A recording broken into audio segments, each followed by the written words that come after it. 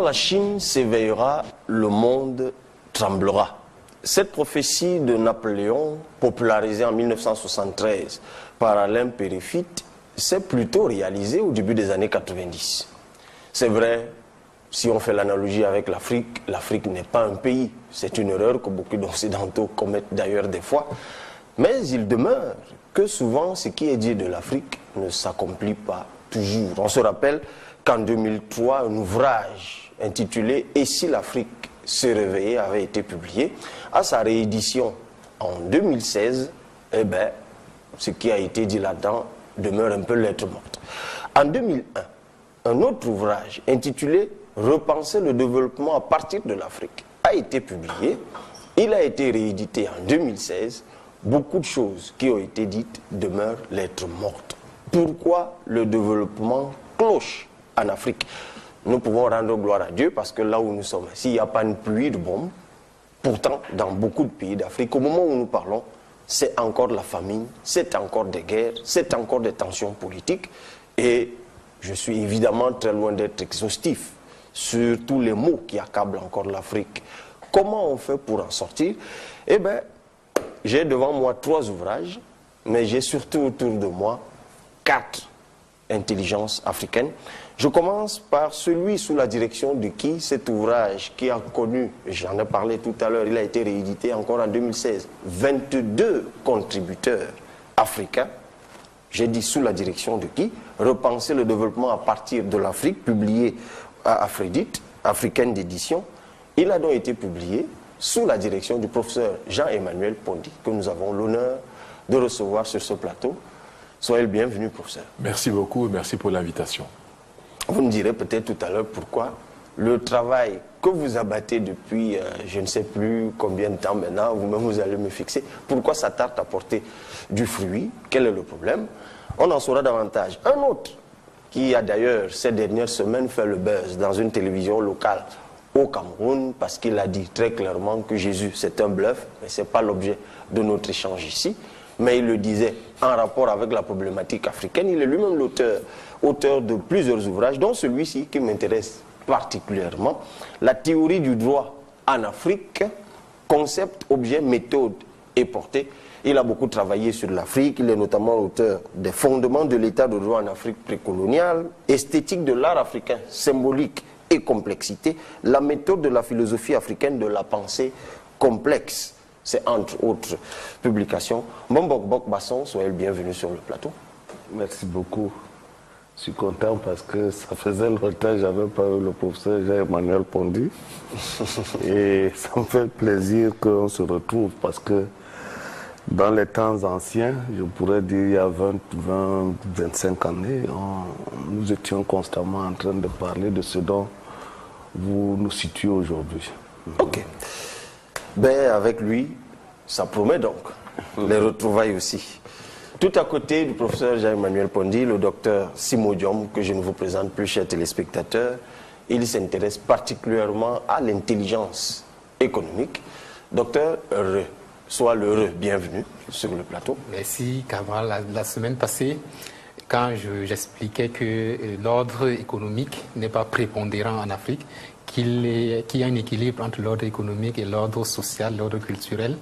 Vous me faisiez remarquer que je pense comme Mbok Basson, donc je suis heureux d'être en face de lui aujourd'hui. Ok, encore une bonne retrouvaille. Et puis, un éditeur est représenté, ou plutôt une maison d'édition est représentée parmi nous, parce que c'est une maison d'édition qui travaille beaucoup pour l'Afrique. C'est une maison qui produit beaucoup d'ouvrages sur l'Afrique. C'est l'africaine d'édition Afredite.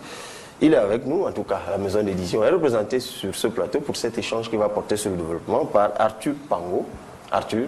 Carole, merci de m'avoir invité. Tu nous diras ce qui te motive. On présume que c'est parce que tu partages beaucoup de ce qui est dit que tu t'investis à la vulgarisation et à la popularisation de ces idées fondatrices ou refondatrices de l'Afrique. Voilà pour l'entrée. Eh bien, tout de suite, nous allons nous plonger dans le bain de cet échange. Mais nous allons partir d'abord de la perception que se font des Africains de la problématique du développement. Nous commençons par un vox pop et on se retrouve juste derrière. Selon moi, le développement renvoie, si on essaie de prendre dans le cadre de la comparaison, disons on va prendre un pays comme les États-Unis, on va prendre un pays comme le Cameroun. Le développement, les États-Unis sont dits développés, d'abord le développement de leurs infrastructures, un taux de chômage qui n'est pas très élevé et tu peux dire les bidonvilles de chez eux sont un peu comme le Bastos de chez nous. Le Cameroun sera développé si et seulement si on n'aura plus un problème de courant et un problème d'eau dans notre cher et aimable pays.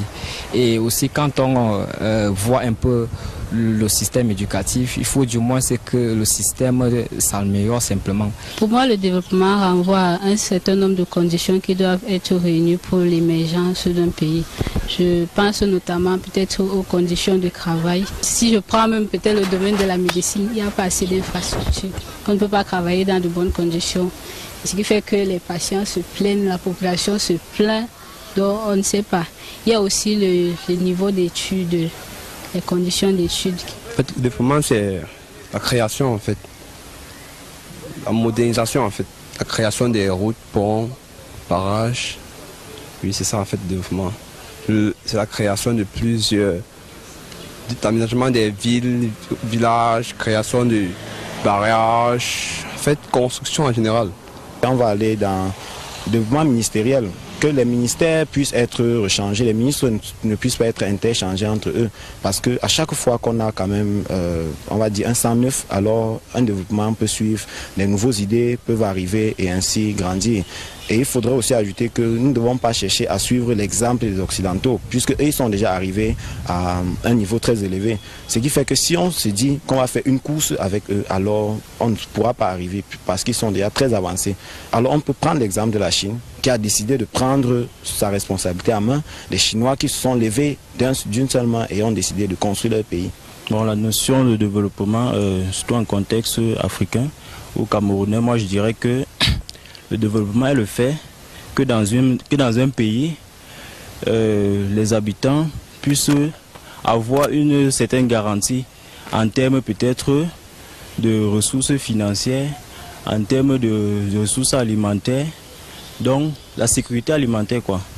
Donc si dans un pays, il y a des personnes qui ont encore faim, on ne pourra pas donc parler de développement. D'après moi, la notion de développement, c'est tout simplement la capacité d'un pays à subvenir aux besoins fondamentaux de sa propre population. En plus, on ajoute à ça l'amélioration des conditions de vie de ce pays-là. Je prends l'exemple sur le plan médical, dans le domaine médical, la prise en charge de la population, que ce soit la santé publique, que ce soit la santé de manière personnelle, que ce soit dans les hôpitaux. On a une très bonne prise en charge avec un plateau technique très évolué, très compétent, un personnel très compétent. Et je pense aussi que le développement renvoie à un très bon état des infrastructures. On ne va pas commenter le Vox Pop, c'était juste pour faire sorte de photographie de ce que certains Africains pensent de la question du développement. En revanche, on va faire notre entrée dans le fond de cet échange par une présentation de cet ouvrage qui, par son volume et son contenu, interpelle plus d'un pour ceux qui ont pu le lire. 22 contributeurs repenser le développement à partir de l'Afrique sous la direction du professeur Jean-Emmanuel Pondy, qui va nous restituer la quintessence de cet ouvrage. Il l'a lu pour nous.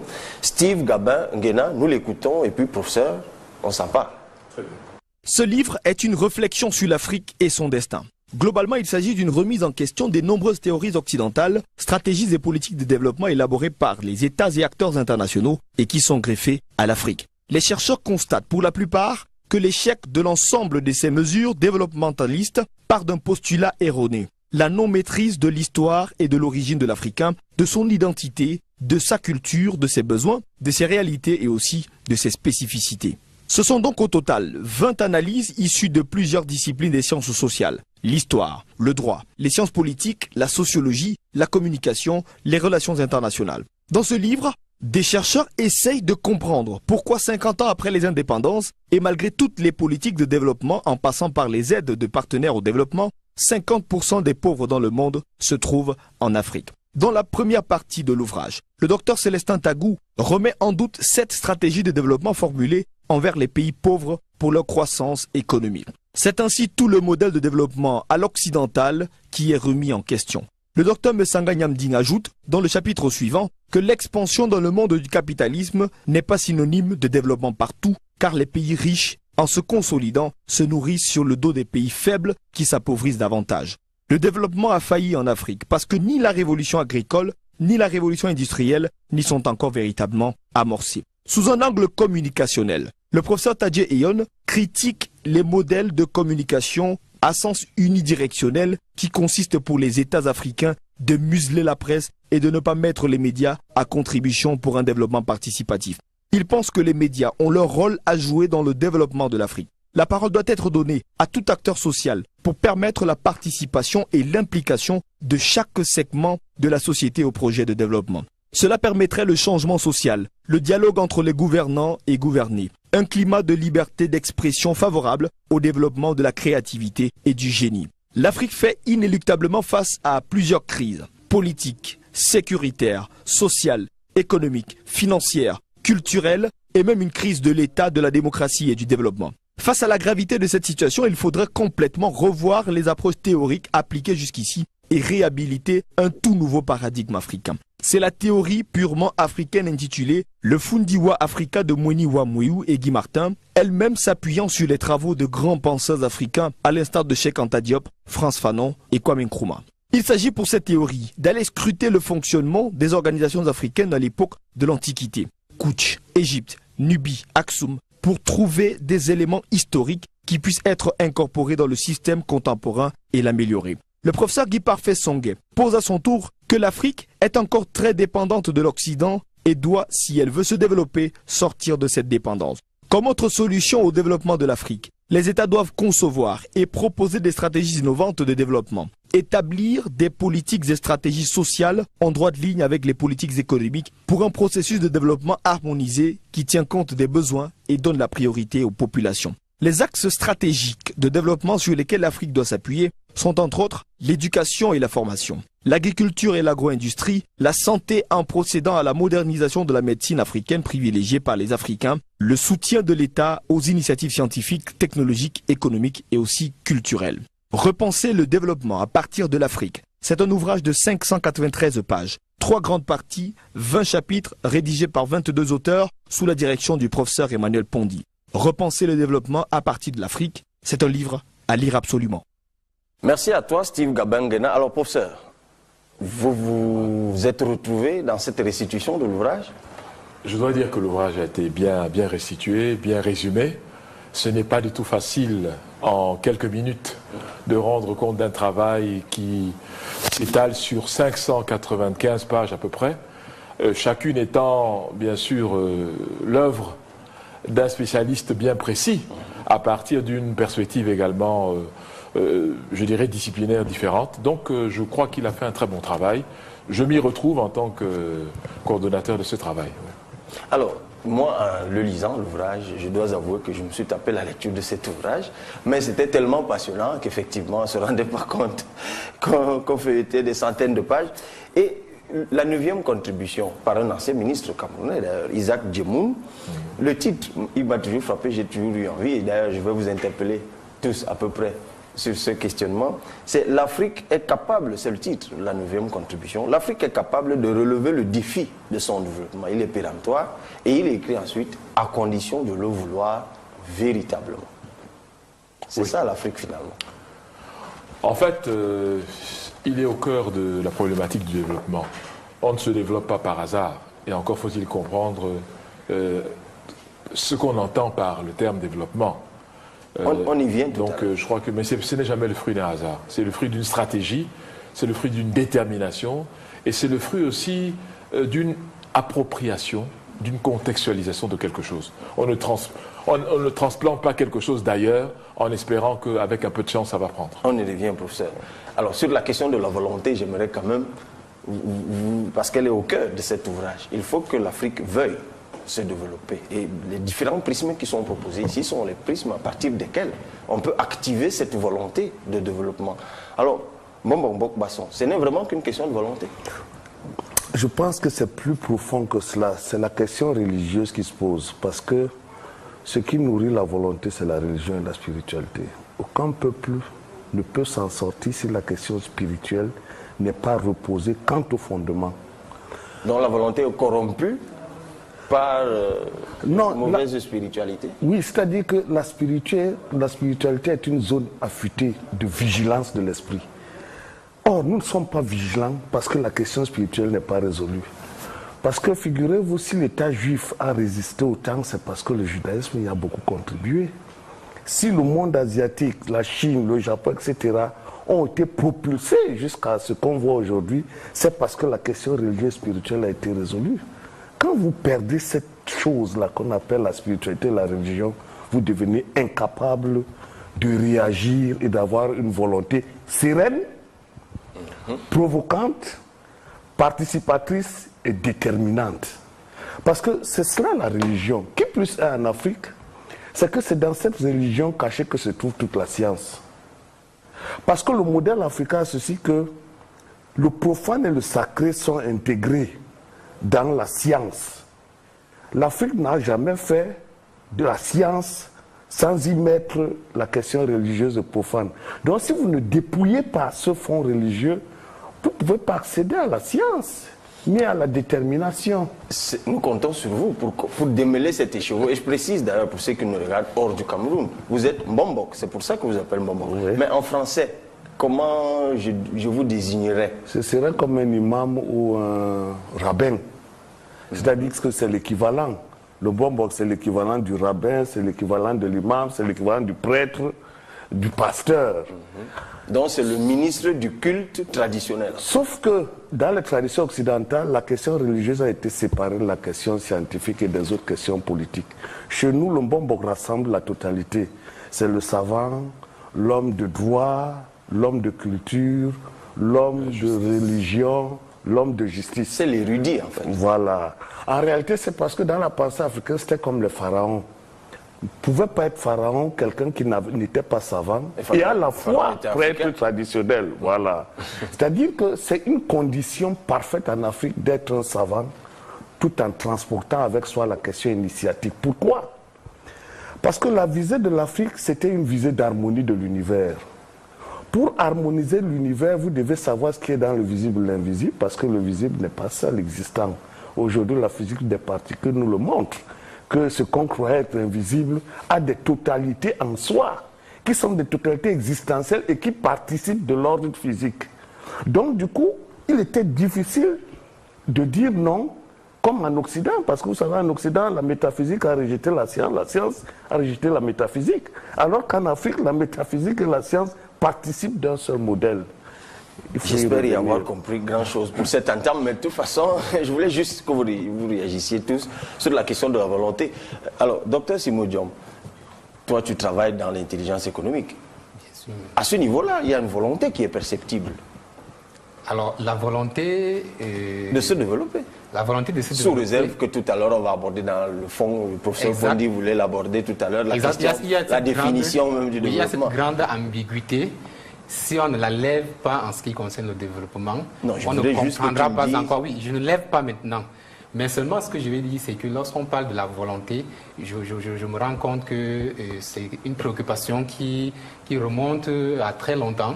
Je me rappelle Axel Kabou, au début des années 80, elle avait écrit un pamphlet intitulé « Et si l'Afrique refusait le développement ?» Et je crois que c'était toujours à cause de ces ambiguïtés sur le développement qu'on pouvait associer la volonté et le développement, ou la non-volonté et, entre guillemets, le sous-développement.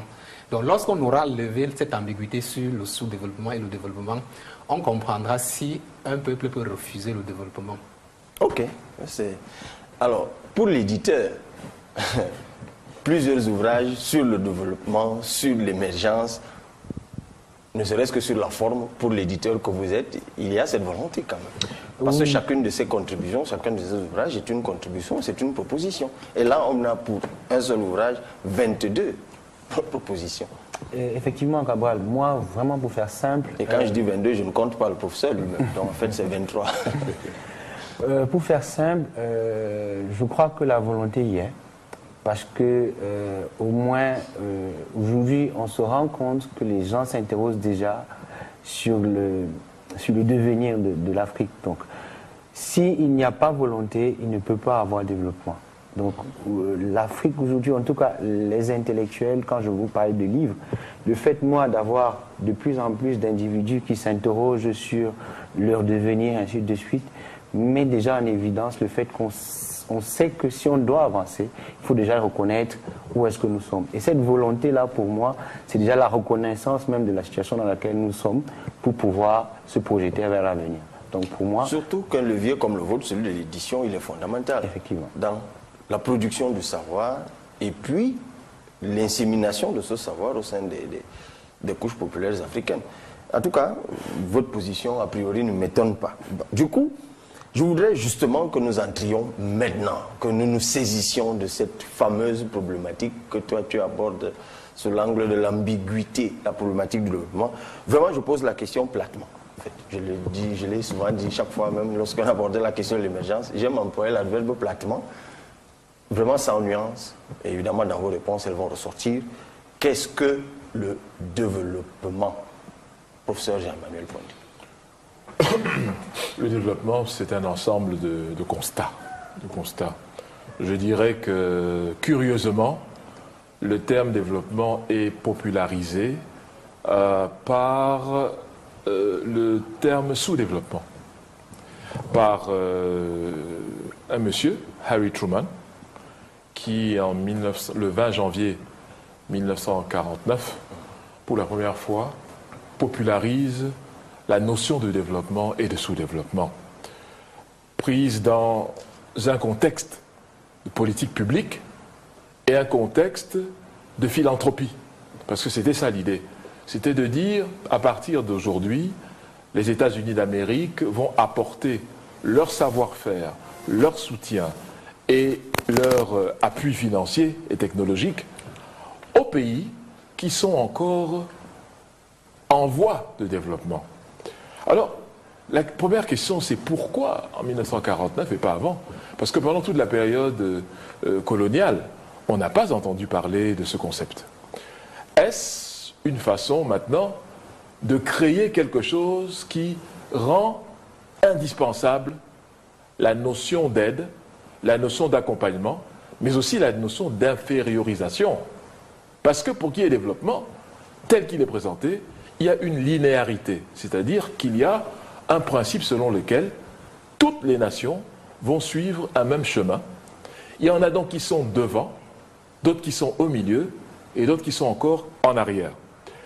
Et tout le dispositif consiste, pour celles qui sont supposées être en avant, de tirer vers l'avant ou vers le haut celles qui sont en arrière. Donc ça veut dire qu'il y a une hiérarchisation des nations, et cette hiérarchisation, elle est supposément économique.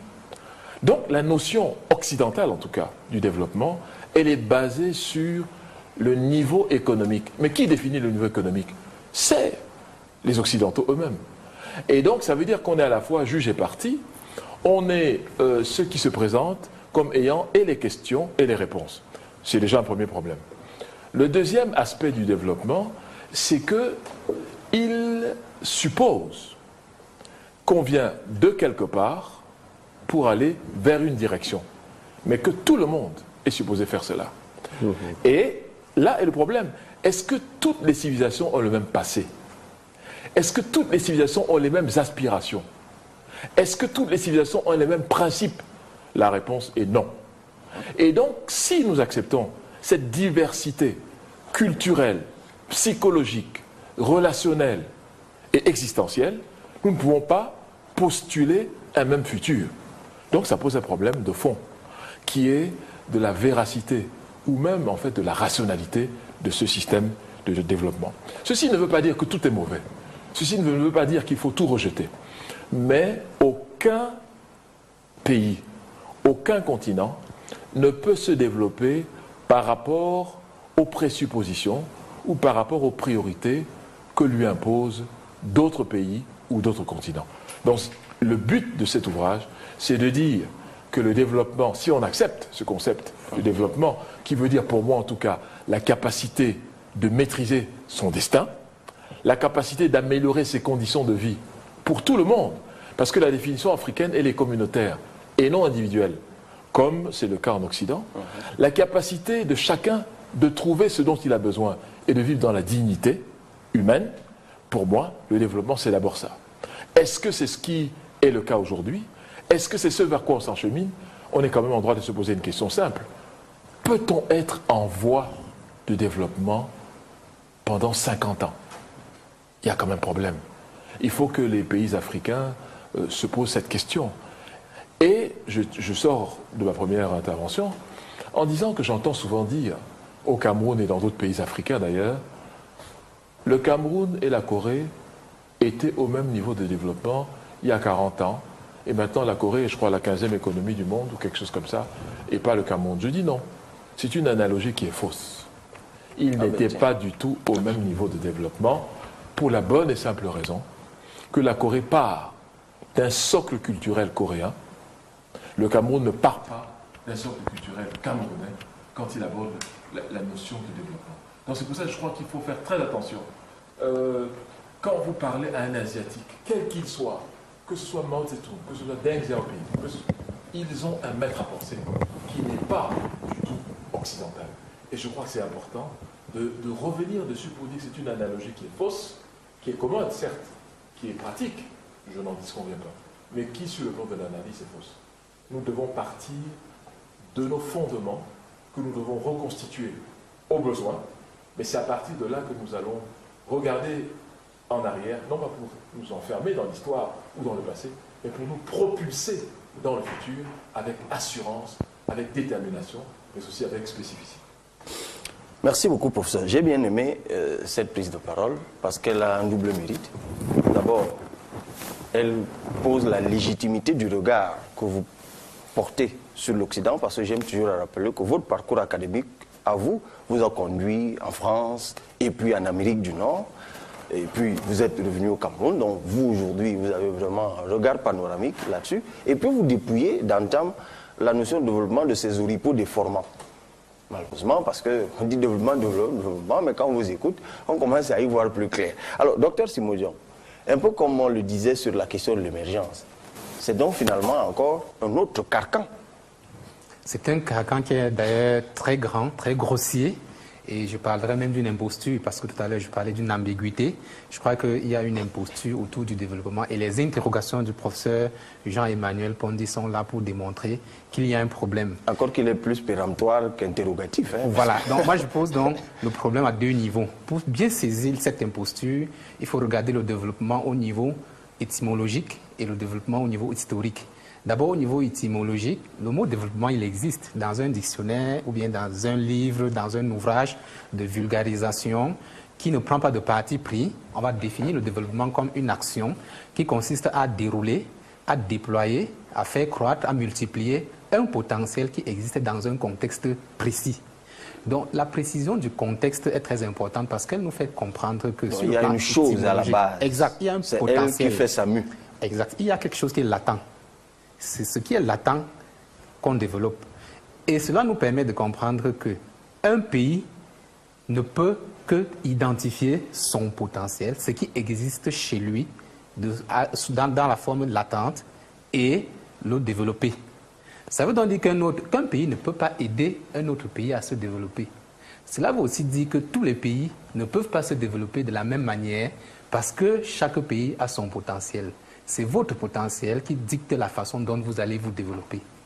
Quand on quitte la dimension étymologique, ou dit comme ça les choses semblent très claires, et qu'on rentre sur la dimension historique, on se rend compte, avec le rappel, je ne peux plus revenir sur ce rappel, puisque le professeur l'a fait de façon très brillante, depuis Harry Truman, on se rend compte que l'Europe occidentale et les États-Unis d'Amérique ont expérimenté un modèle de développement entre le XVIIe et le XVIIIe siècle qui a marché. Il a consisté à identifier le potentiel dans l'Europe occidentale et ensuite dans les États-Unis d'Amérique et au Canada, et en Australie et tout. Il s'agissait d'identifier ce potentiel et de le multiplier. C'était ça leur développement. Et c'est normal parce que le potentiel de l'Europe occidentale et des États-Unis d'Amérique, c'est une conception pointophrénique de l'existence, c'est-à-dire l'obsession des chiffres. Il faut tout mesurer, il faut tout chiffrer, il faut tout évaluer, donc il faut tout exprimer en nombre. Et c'est pour ça que tout de suite, la croissance a été le moteur du développement dans ces pays. Donc c'est cette conception du développement que l'Europe de l'Ouest et puis les États-Unis d'Amérique ont donc voulu, à partir de 1949, avec le point 6 du fameux discours de Harry Truman, imposer au reste du monde. Et là, la grande imposture prend un visage parce qu'il s'agit donc ici d'un enveloppement. Donc, depuis 1949... Non plus d'un développement. Non, il s'agit d'un enveloppement. Depuis 1949, chaque fois que des gens disent développement, en réalité, ils parlent de l'enveloppement. C'est-à-dire que l'Europe occidentale et les États-Unis d'Amérique veulent utiliser les catégories qui ont marché chez eux pour étouffer, pour recouvrir, pour tuer le potentiel qui existe chez les autres et amener les autres à reproduire, à refaire ce que eux, ils avaient déjà réussi à faire et qu'ils maîtrisaient très bien parce que cela leur permettait de les contrôler. Donc, à partir de maintenant, il serait très bien qu'on sache que quand on dit développement, en réalité, à 99% de cas, on parle de l'enveloppement.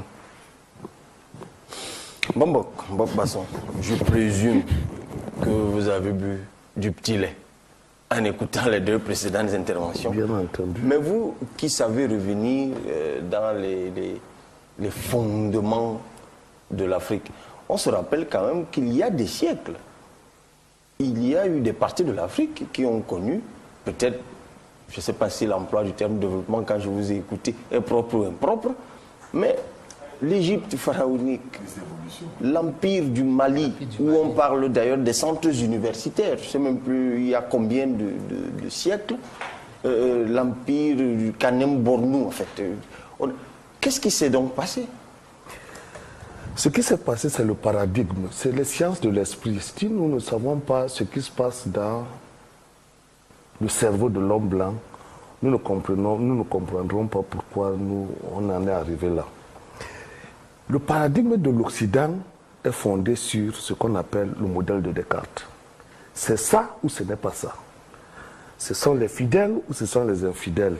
Ce sont les civilisés ou ce sont les indigènes.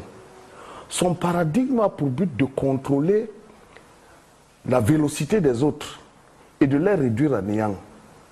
Parce que si vous ne comprenez pas que l'Occident esclavagiste, depuis la Grèce et même bien plus avant, est fondé sur l'enjeu de la domination comme mode d'être, vous n'aurez pas bien compris ce qui nous arrive. L'Afrique n'a pas comme mode d'être la domination et l'expansionnisme.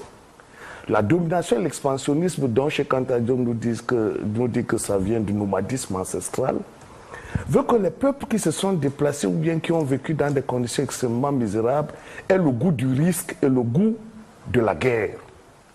L'Occident est guerrier par essence et il est fondé à être expansionniste.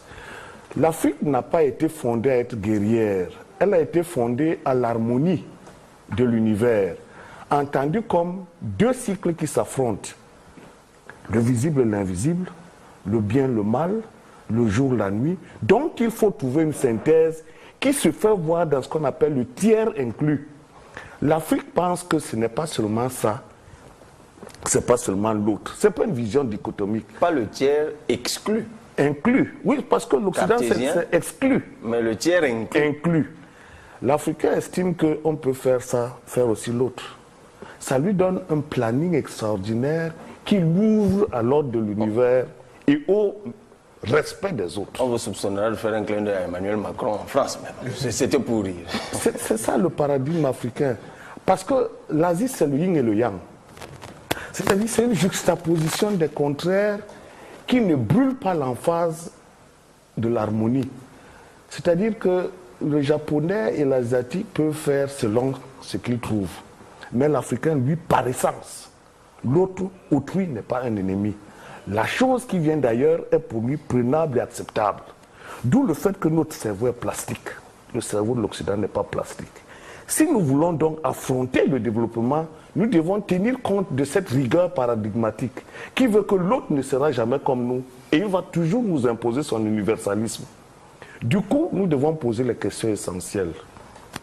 Où est-ce qu'on a été battu?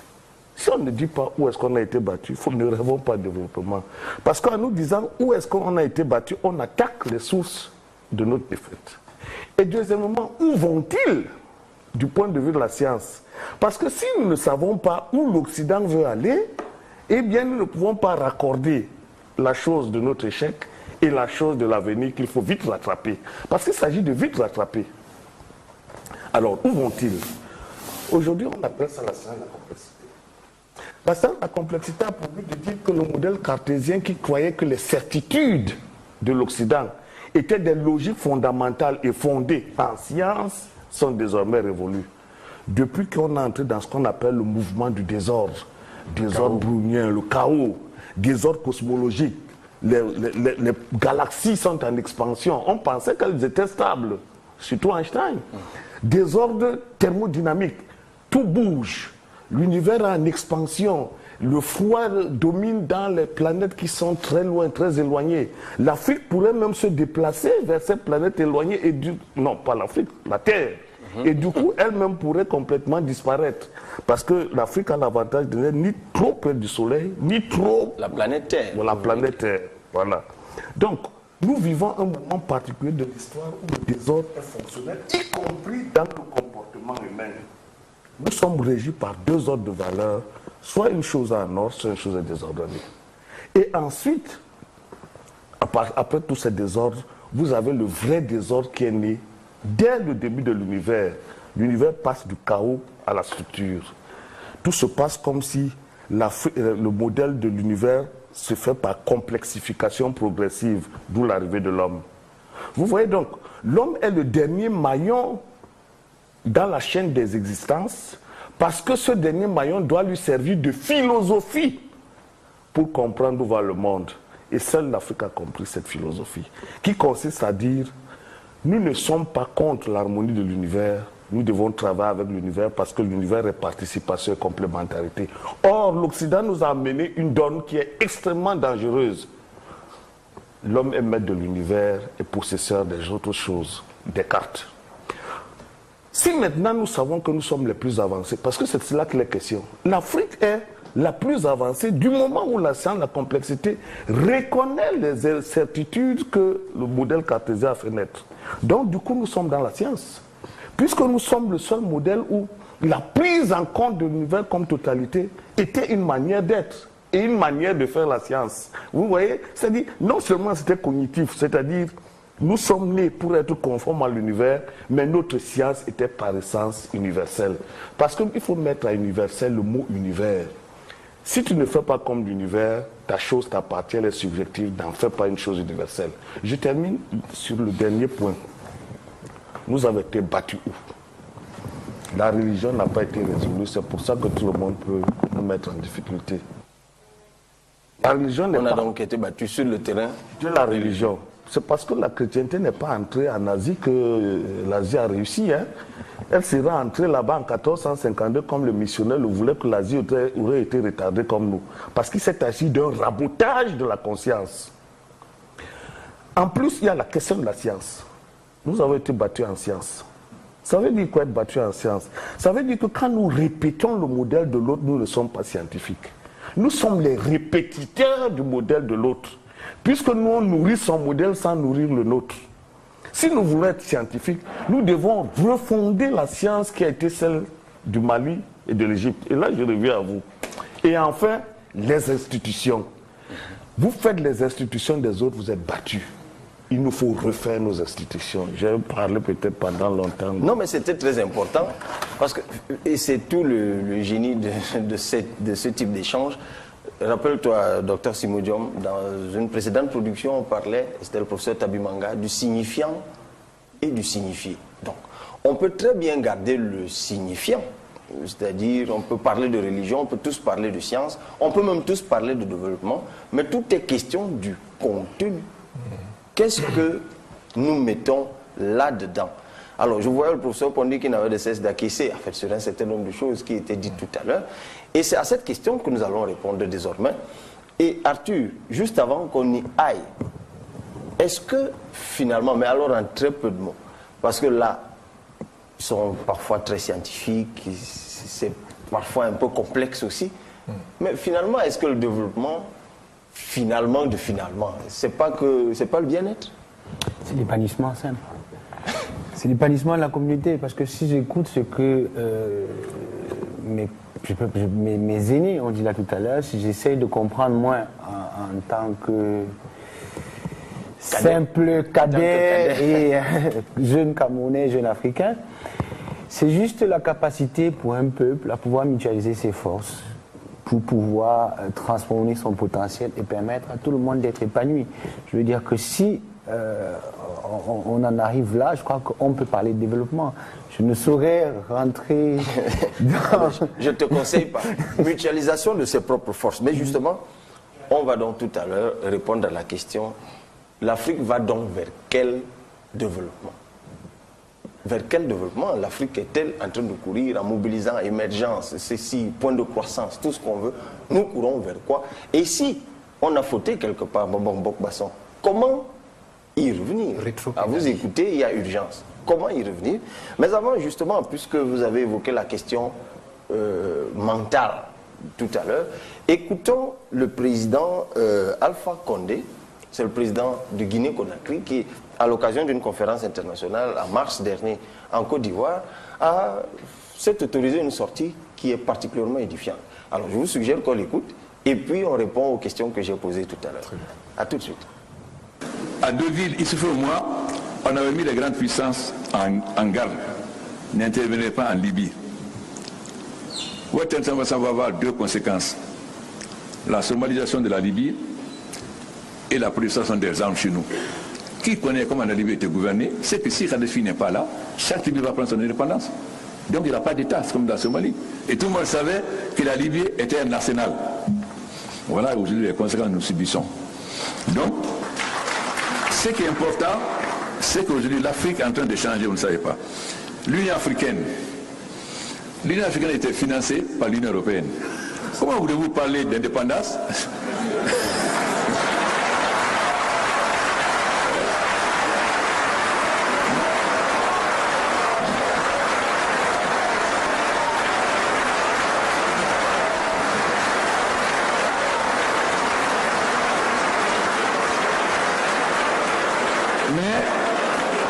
Cela est en train de changer. À Kigali et à Addis, nous avons décidé que chaque pays africain consacre désormais 0,2% de ses importations à financer. Donc ce financement va dépasser les besoins de fonctionnement de l'Union africaine. Nous avons décidé qu'on continue et on met le reste à la Banque de développement chez mon frère de Sina pour qu'il puisse davantage financer. Ensuite, le président Kagame a proposé des réformes extrêmement importantes. Quand il y a un sommet de l'Union africaine, de l'Union européenne, pardon, tous les 6 à 10 heures, tous les chefs d'État sont dans la salle à 10 heures moins 5. Nous, quand on dit 10 heures, chacun ça va à midi. Si on commence à midi, on a commencé tôt. Vous avez des présidents qui viennent jusqu'à 10 sas, et la matinée, ils prennent l'avion et repartent, alors que la conférence dure 3 jours. Pourquoi? Et ensuite, nous sommes fatigués par les ministres des Affaires étrangères, ou même des ambassadeurs. Nous avons donc décidé désormais que seul, s'il n'y a pas un président, seul le vice-président ou le premier ministre prendra la parole.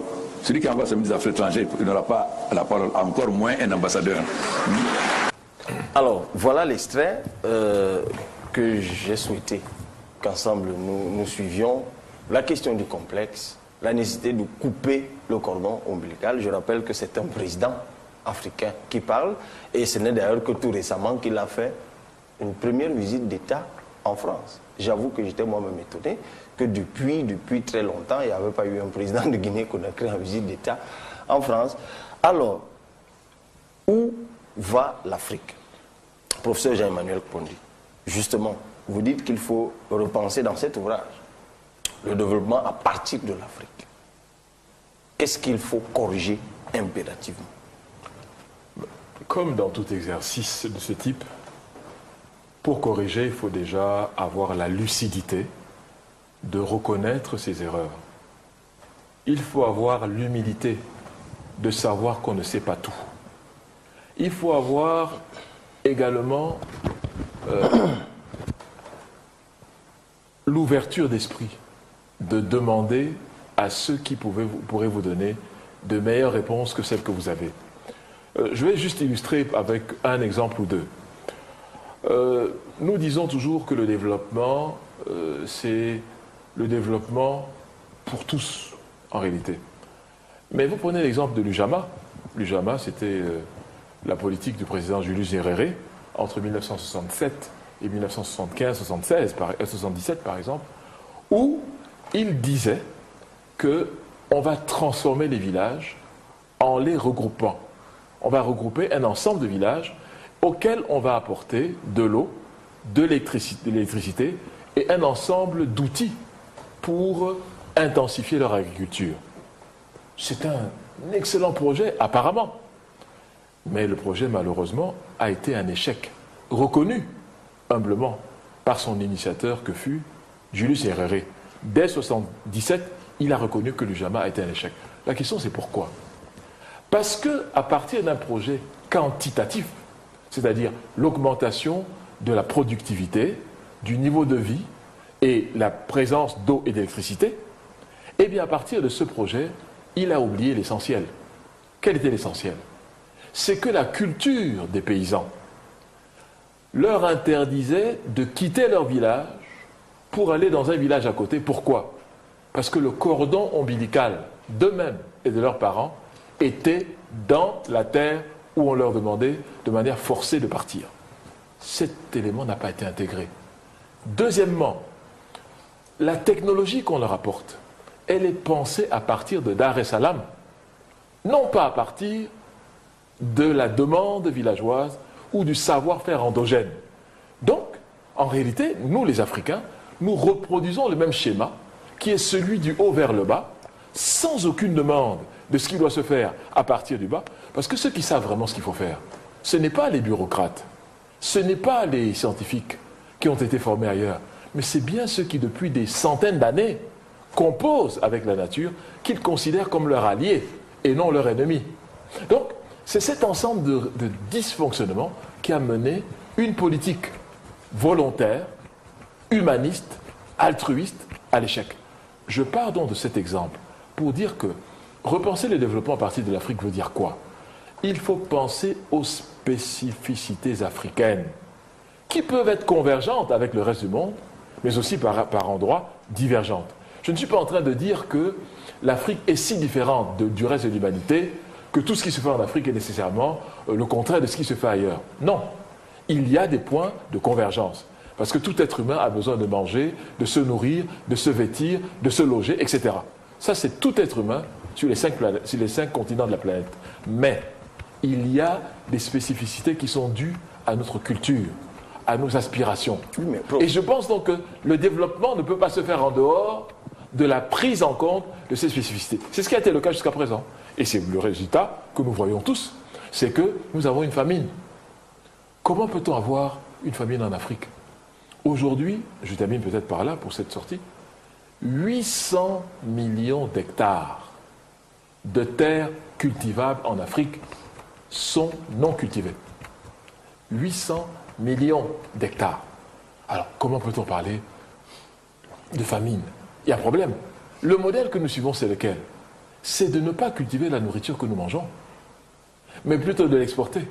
Et avec l'argent, éventuellement, que nous récoltons de nos exportations, nous allons acheter de la nourriture, mais pas la nourriture que nous avons produite, de la nourriture que nous importons d'ailleurs.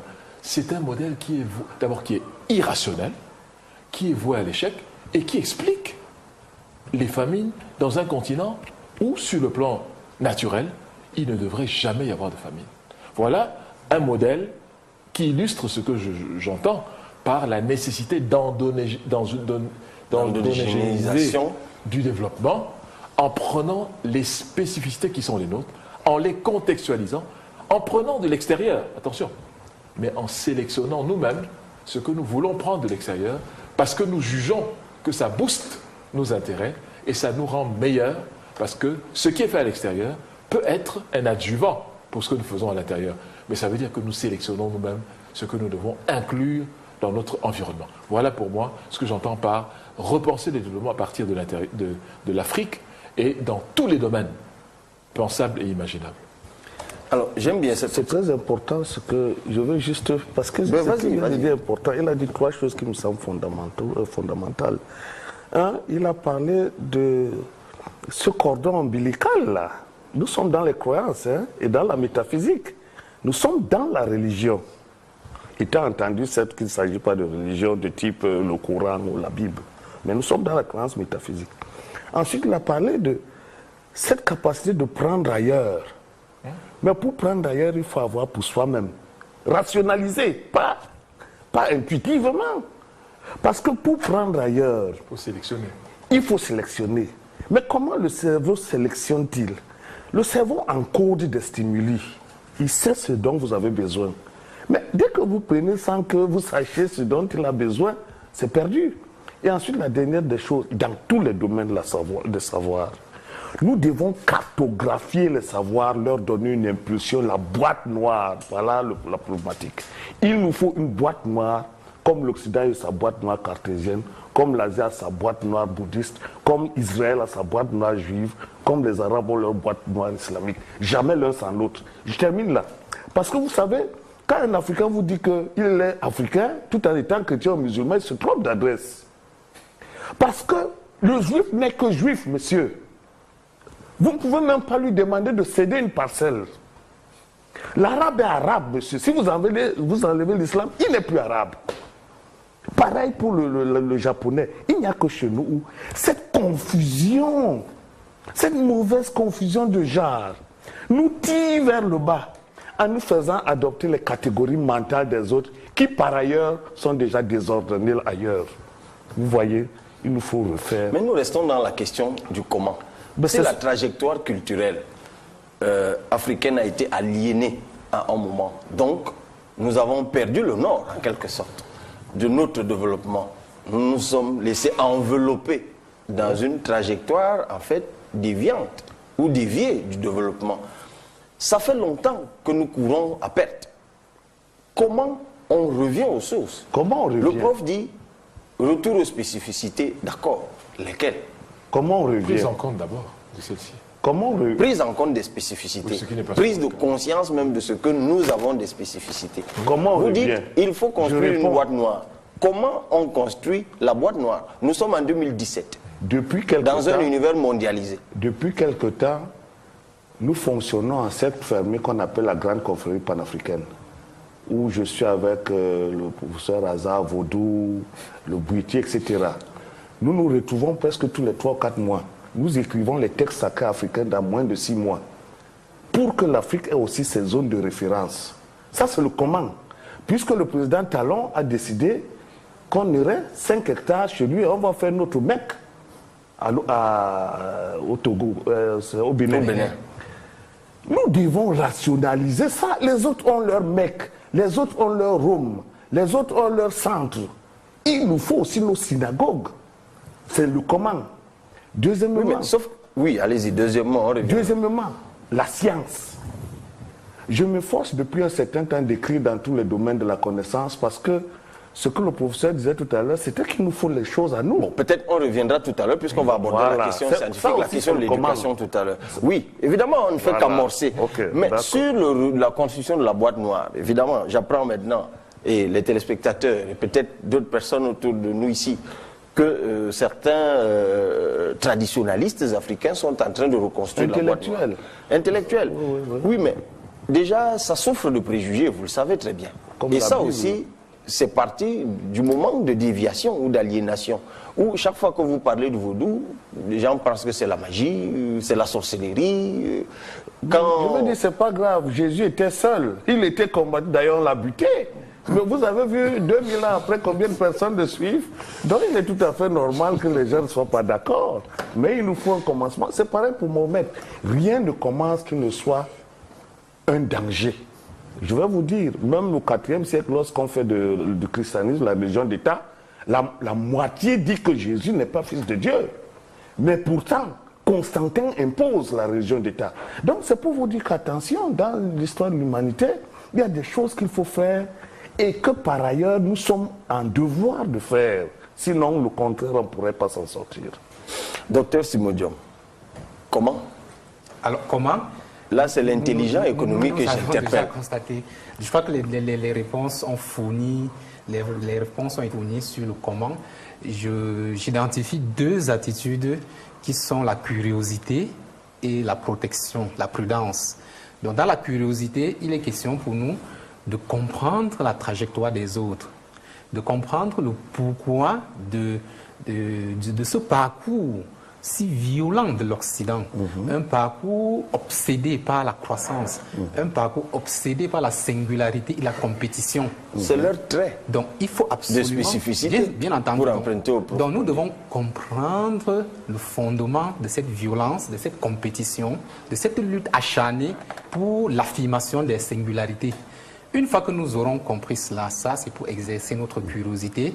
Nous devons prendre le résultat de ce processus de compréhension, non pas pour envelopper nos réalités, comme nous l'avons toujours fait jusqu'ici, mais beaucoup plus pour féconder nos réalités. Parce que si nous entrons en compétition avec des gens qui sont aussi violents depuis des millénaires, il va nous falloir des instruments de violence. Il va nous falloir... Parfois douce, hein? Bien entendu. Violence douce. Puisqu'il y a la domination, il y a l'influence. La force médiatique, par exemple. Exactement. Elle ne nous agresse pas forcément, mais elle nous entraîne. Nous avons parlé ici du soft power avec Joseph Nye. Cette façon d'influencer et d'amener l'altérité à agir en fonction de vos considérations et de vos intérêts, en croyant servir leurs propres intérêts. Donc, ce double mouvement qui commence par la curiosité doit s'achever avec la précaution. Parce que la précaution nous amène à comprendre que lorsque nous étudions l'autre, ce n'est pas pour adopter ces catégories, c'est pour mettre ces catégories à l'épreuve de notre matrice. Donc, nous devons mettre en place une matrice. La matrice, c'est l'ensemble des priorités qui sont les nôtres, qui sont nos spécificités. Quelles sont nos spécificités aujourd'hui? Et c'est une réflexion qui doit partir de notre société africaine traditionnelle, dans laquelle on a très bien constaté qu'il y avait une volonté d'harmoniser la société, une volonté d'établir l'équilibre entre le souci de la gestion économique et le souci de la gestion culturelle, un souci de solidarité, de convivialité, de partage. Là où l'Européen qui est arrivé avait travaillé beaucoup plus le côté individualiste, le côté compétition, le côté singularité. Donc, aujourd'hui, je suis pour une catégorie que Borbasson ne va pas beaucoup apprécier, c'est l'hybridité. Parce que, voyez-vous, nous ne pouvons plus aujourd'hui dire la religion chrétienne, c'est pour l'Occident. La religion chrétienne, c'est une catégorie aujourd'hui qui peut être neutre. Sur le plan stratégique, nous pouvons même l'instrumentaliser. Nous pouvons utiliser le christianisme pour atteindre nos objectifs. D'ailleurs, je me plais souvent à dire... Non, vous allez répondre juste après. Non, moi je ne pense pas de l'hybridité. Et je ne pense non plus le conflit. Ce que je suis en train de dire, c'est que ceux qui sont chrétiens le restent. Mais l'hybridité, c'est une mauvaise chose qu'on n'a pas pour soi. C'est-à-dire que quand vous êtes intuitif, parce que vous dansez bien le bikutsi, parce que vous battez bien le tam-tam. C'est une danse camerounaise, le bikutsi, pour ceux qui nous regardent dans l'Afrique. Vous ne faites pas la culture africaine. La culture africaine doit être dynamique. Vous devez faire la science de ce dont vous êtes en train de parler. Je veux vous dire, il y a des gens qui vont, ils regardent les pirogues, ils regardent les mailles, ils disent oui, voilà notre culture. Ce n'est pas votre culture, c'est les traditions. Ce sont les réponses que nos parents ont données à cette époque. Mais nous, on dit quoi? Vous voyez ce que je veux dire? Nous n'avons plus de pertinence scientifique. C'est-à-dire, comme on a fait le bateau comme ça ou la pirogue comme ça, nous aussi on fait ça.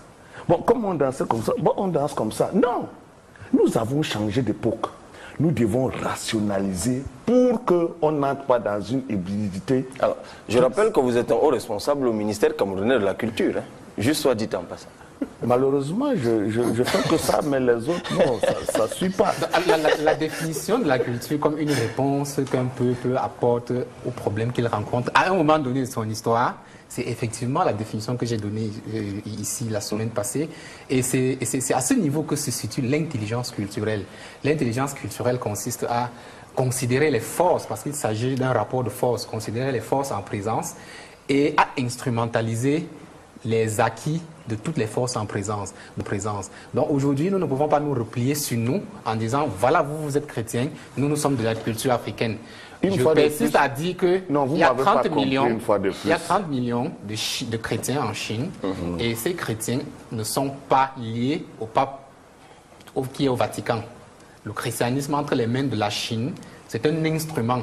de même que le confucianisme, de même que le bouddhisme, de même que le shintoïsme au Japon. Donc, la religion doit devenir un instrument de guerre parce que si on ne le dit pas, par pudeur, moi je peux quand même de temps en temps l'affirmer, nous sommes en guerre et nous devons considérer que nous sommes inscrits dans un processus de rapport de force.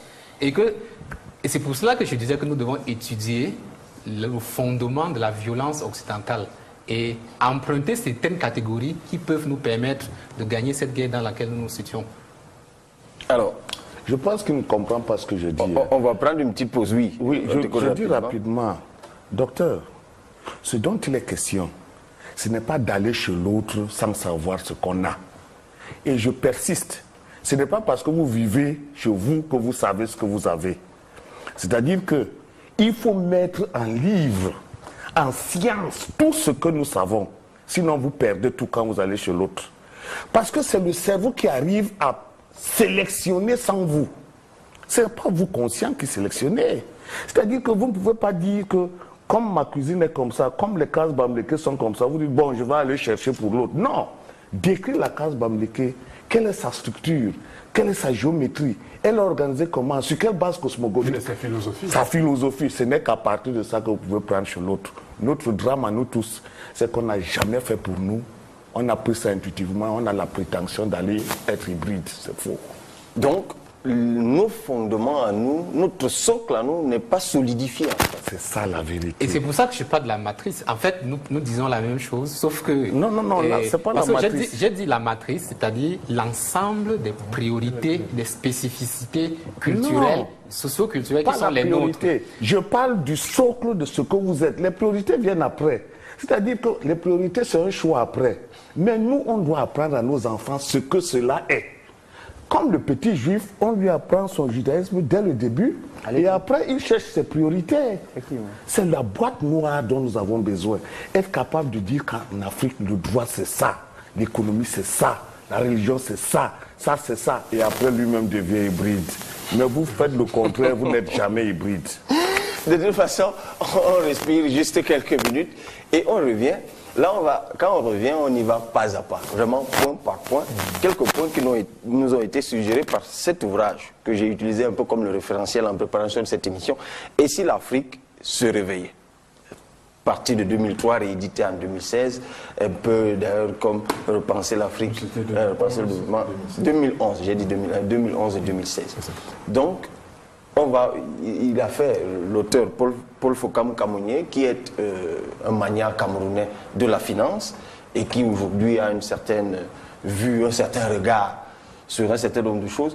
On va, si vous le voulez bien, on va essayer de reparcourir un peu. Il a fait quelques propositions. On va les revisiter un peu en les enrichissant autant selon nos sensibilités respectives. Une petite pause et on se retrouve derrière.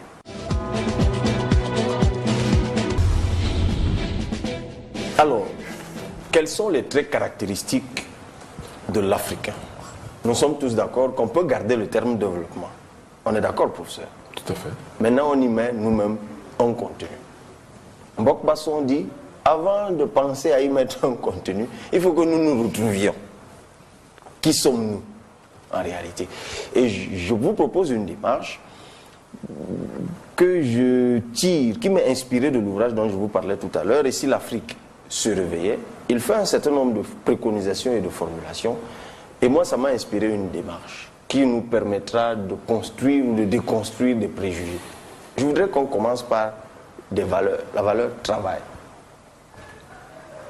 On dit que l'Africain est paresseux. L'Africain peut-il se développer en étant paresseux? D'abord, est-ce que c'est vrai? Pas du tout, pas du tout. Tout cela relève, à mon avis, des schémas totalement ressassés et qui ne sont pas vrais. Pour la bonne et simple raison que pourquoi est-ce que l'attitude de certains Africains au travail a-t-elle été acquise de cette manière? Parce qu'en fait, ce travail dont on parle, c'est un travail qui a été imposé de manière, je dirais, rusée. Parce que quand on introduit en Afrique le travail monnayé, c'est-à-dire qu'on vous demande de payer des impôts, et on choisit dans une famille quelqu'un qu'on va emmener dans du travail forcé, pour produire cet impôt monétarisé. Bon, ça veut dire qu'en fait, on l'arrache de son milieu et on lui impose un fonctionnement, un, qu'il ne connaît pas, deux, qui n'est pas dans son intérêt, et trois, qui viole sa personnalité culturelle. Je crois que c'est là le dysfonctionnement majeur.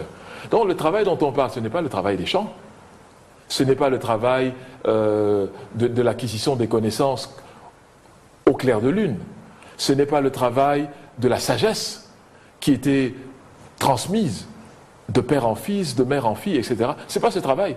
C'est le travail rémunéré dont la grosse partie ne revient pas à celui qui l'effectue.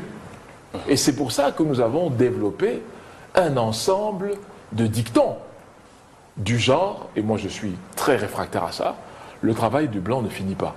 Donc il y a la contrainte, il y a une sorte de domination, mais il y a aussi une grande exploitation. Je crois que c'est ce travail dont il s'agit. Mais ce n'est pas le travail dans nos villages, où les gens travaillent au contraire, du matin jusqu'au soir, des fois sans discontinuer. Parce que c'est ça la vérité. Il y a des gens qui sont dès le matin au travail et qui n'en repartent que la nuit tombée. On ne peut pas dire qu'ils soient fainéants. Alors, en même temps, ce travail dont vous faites l'apologie, le travail de l'Africain, il ne crée pas suffisamment de richesse. On est toujours dans la pauvreté. Non, je voudrais ce qui laisse l'impression que l'Occidental, lui, il produit des richesses, il se développe, il avance. Bon, je crois qu'aussi que je crois qu'il faut qu'on soit bien clair. La catégorisation et l'appréciation. Il est important de revenir même sur la notion. Quand vous demandez dans nos langues, qu'est-ce que c'est que le développement? Personne ne vous parle de quantité. Tout le monde vous parle de qualité. C'est un rapport à l'autre humain. C'est ça le développement. Celui qui est riche dans le contexte de chez nous, ce n'est pas celui qui a beaucoup d'argent. C'est celui qui a beaucoup de contacts humains et de réseaux de connaissances. C'est ça celui qui est riche chez nous.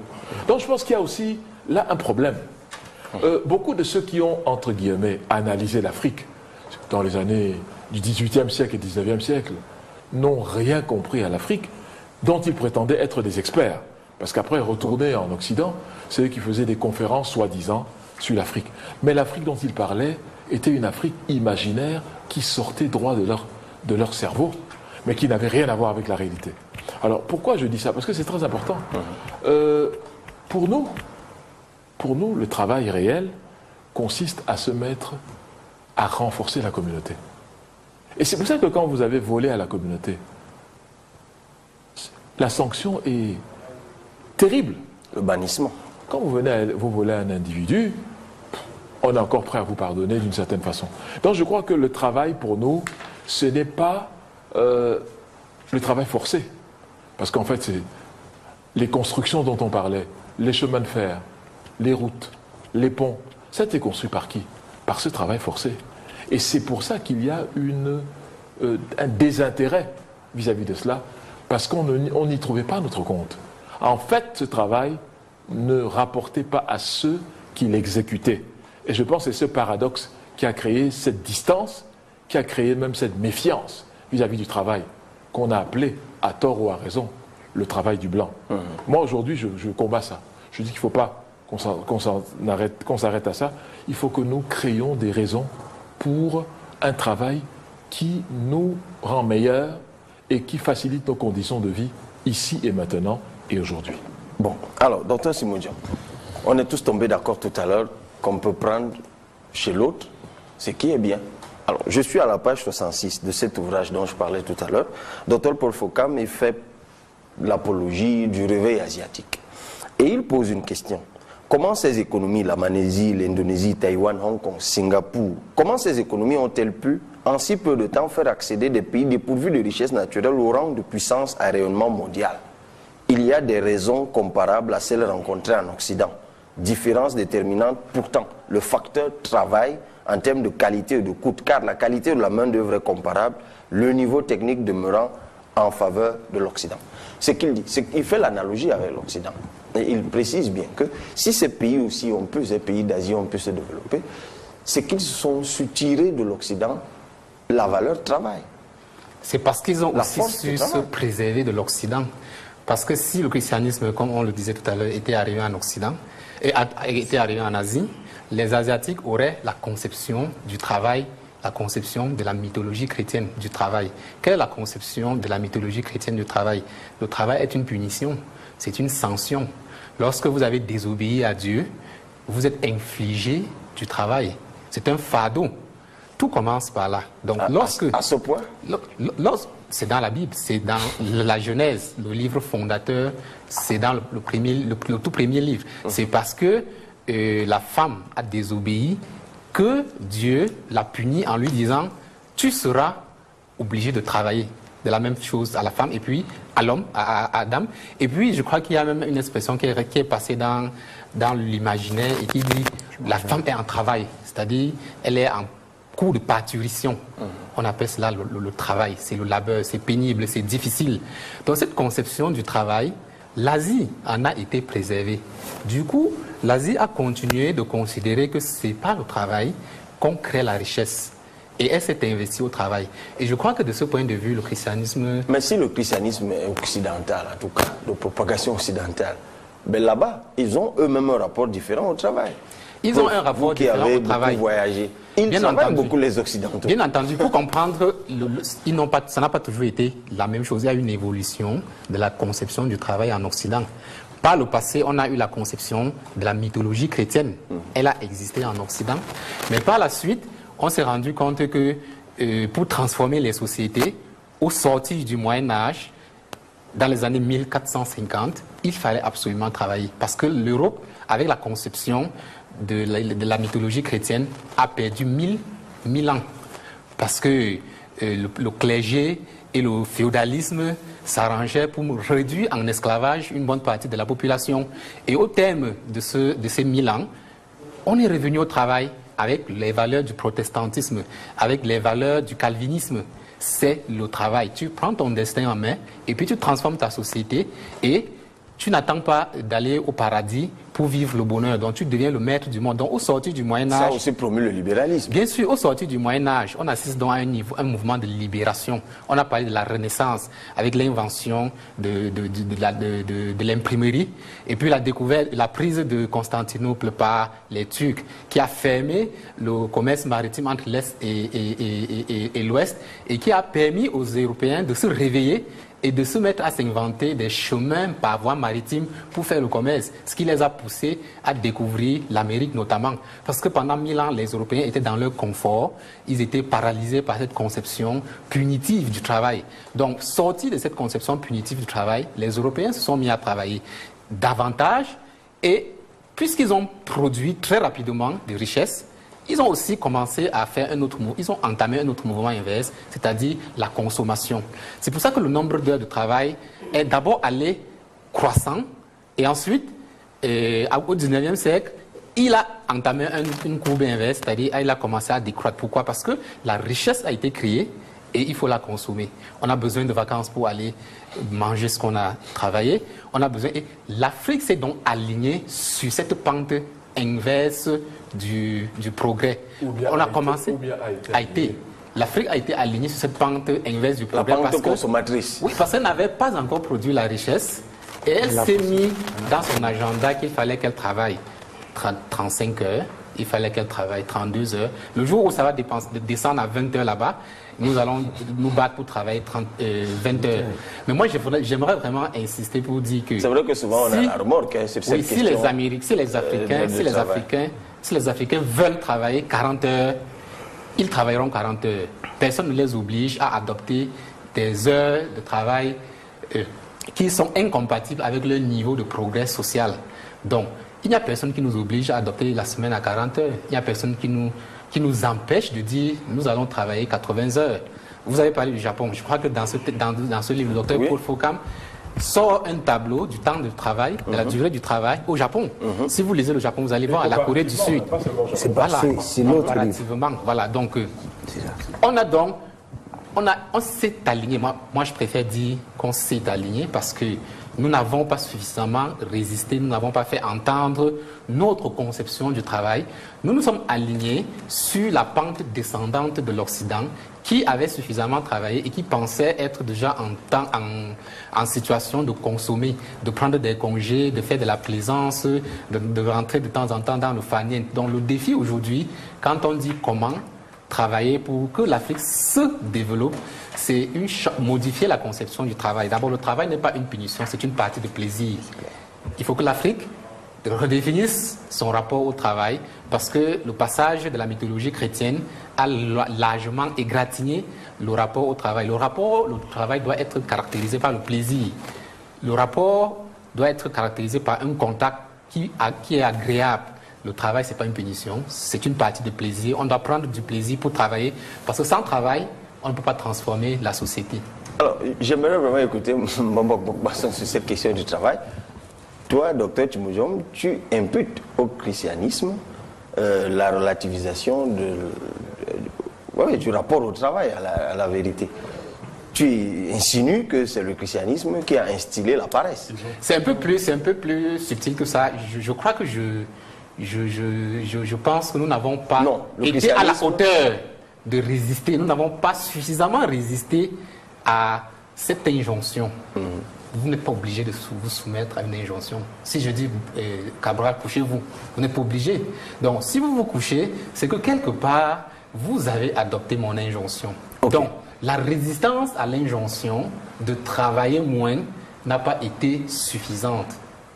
Ça nous permet donc, et j'y entre avec vous, Mbambok Basson, il y a cette autre ligne directrice que propose Dr Paul Fokam dans son ouvrage, la confiance en soi. Et c'est d'ailleurs, on a écouté Alpha Condé tout à l'heure, professeur, il est revenu là-dessus. Il faut résister à la tentation du mimétisme. Je voudrais quand même résister à l'assistanat. Oui, la notion d'influence et la notion de puissance. Je crois que c'est bon de... Parce que, oui, parce que le monde aujourd'hui n'est pas régi avec le bon vouloir des uns et des autres. Je crois que ce serait présenter une vérité un peu tronquée. Parce qu'il y a un rapport de force qui existe. Le problème pour les Africains, c'est comment se donner de la force et de la puissance. C'est ça. Mais dans le système actuel, il y a ce qu'on appelle l'influence et la puissance. La puissance, c'est la capacité de A à faire adopter à B un comportement qu'il n'aurait pas adopté s'il n'avait pas été ordonné de le faire de manière directe. C'est ça la puissance. Et l'influence, c'est la même chose, mais de manière indirecte, en utilisant d'autres leviers, mais pour obtenir le même résultat. Ça, c'est l'influence. Donc ce n'est pas direct, mais c'est indirect. Alors, il y a quand même un certain nombre d'instruments dans le monde, et un certain nombre d'outils qui sont utilisés pour amener ceux qui ne veulent pas aller vers une direction à y aller quand même. Et je pense que c'est ça qu'il faut inverser. C'est sur ça qu'il faut travailler désormais. Et à se donner, pour l'Afrique, il n'y a pas de honte à dire que l'Afrique doit adopter une politique de puissance. Ce n'est pas une honte de le dire. Nous étions 250 millions en 1960. Aujourd'hui, nous sommes, à partir de novembre 1989, nous avons dépassé le cap du milliard d'habitants. Donc ça veut dire que nous avons à l'intérieur du continent ce que je appelle, moi, une puissance, une masse critique, voilà, une masse critique pour impulser le développement, à condition que nous nous donnions les outils de le faire, mais surtout la conscience de le faire. Ce qui manque surtout en Afrique aujourd'hui, c'est la conscience de nous-mêmes. Je suis d'accord. Beaucoup d'Africains sont les premiers anti-africains. Quand nous tenons le langage que nous tenons, et Dieu seul sait, les conférences que j'ai pu donner à travers l'Afrique, mais à travers le monde, mes premiers contempteurs, quand je parle d'une capacité de l'Afrique à s'en sortir, malheureusement, c'est d'abord les Africains, qui n'y croient pas, qui pensent que ce sont des rêves d'un universitaire. Il sortira de ce rêve pour revenir soi-disant à la réalité. Mais quand vous avez cette posture mentale, vous ne pouvez pas vous avancer. Alors, Mbambok Basson, vous qui dites revenons aux sources, reconstruisons le socle. La bonne noire. Il faut donc aujourd'hui faire face aux puissants et aux influenceurs. C'est la spiritualité. Ça revient au même. Comment on sort de là? La confiance, ce n'est que la spiritualité. Qu'est-ce qui dope l'esprit? Quand le médecin vous dit, si vous y croyez, vous n'allez pas mourir, vous pouvez vaincre la maladie.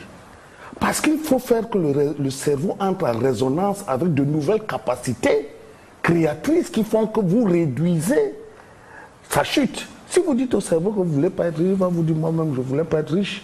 Si vous lui dites que je serai riche, il exécute. Le cerveau fonctionne par la volonté. Et cette volonté ne peut être que spirituelle. Je vous explique pourquoi. L'Occident du 9e au 14e siècle est dominé par l'islam. C'est l'islam arabe qui lui enseigne d'où viennent ses ancêtres. L'Occident arabe découvre ses ancêtres par les Averroès, tous les savants là qui sortent en Andalousie. Voilà, en Andalousie, surtout dans la zone d'Andalousie. Alors l'Occident dit que, mais si ce sont mes ancêtres qui ont tout fait, je fais quoi avec les Arabes? C'est ça la Renaissance. On recommence à étudier la Grèce et Rome. On reporte sur la Grèce et Rome les capacités d'initiative nouvelles. On réétudie Platon, on réétudie Aristote, on réétudie les mœurs métaphysiques de la Grèce et ça donne ce que vous voyez, le siècle des Lumières. C'est pour ça que je vous dis, ne vous trompez pas. Périclès. Bien sûr. Nous, c'est pareil. Le Mali a été première puissance du monde. Tombouctou, c'était tout le monde y venait. C'est de là que vient tout ce monde arabe qui va coloniser l'Andalousie. L'Égypte pharaonique, pareil. Mais qu'est-ce qui a créé ça? Ce n'est pas la discipline pour la discipline. C'est la spiritualité qui était en vogue. La preuve, il n'y avait pas de prison. Comment vous pouvez avoir 500 millions d'habitants dans un empire comme le Mali sans une seule prison? Sans qu'il y ait un seul chômeur? Mais posez-vous des questions. Les calculs de Louise-Marie Diop-Maïs nous disent qu'avant la colonisation, il y avait 800 millions d'habitants dans cette Afrique que vous voyez. Presque le même taux qu'aujourd'hui. Comment le Cameroun, qui a 20 millions d'habitants, a les prisons pleines, et comment un empire de 500 millions d'habitants n'a pas de prison, y compris dans nos villages actuels où il n'y a pas de prison? Parce que c'est une vision du monde différente. C'est pour ça qu'ils se sont développés. Et lorsque le christianisme et les missionnaires sont arrivés, ils ont cassé la mouvance et on a des retombées d'une élite malsaine, incompétente, qui triche partout, qui va chercher tout. Et brusquement, vous ne pouvez pas avoir de développement. Et qui se reproduit aussi.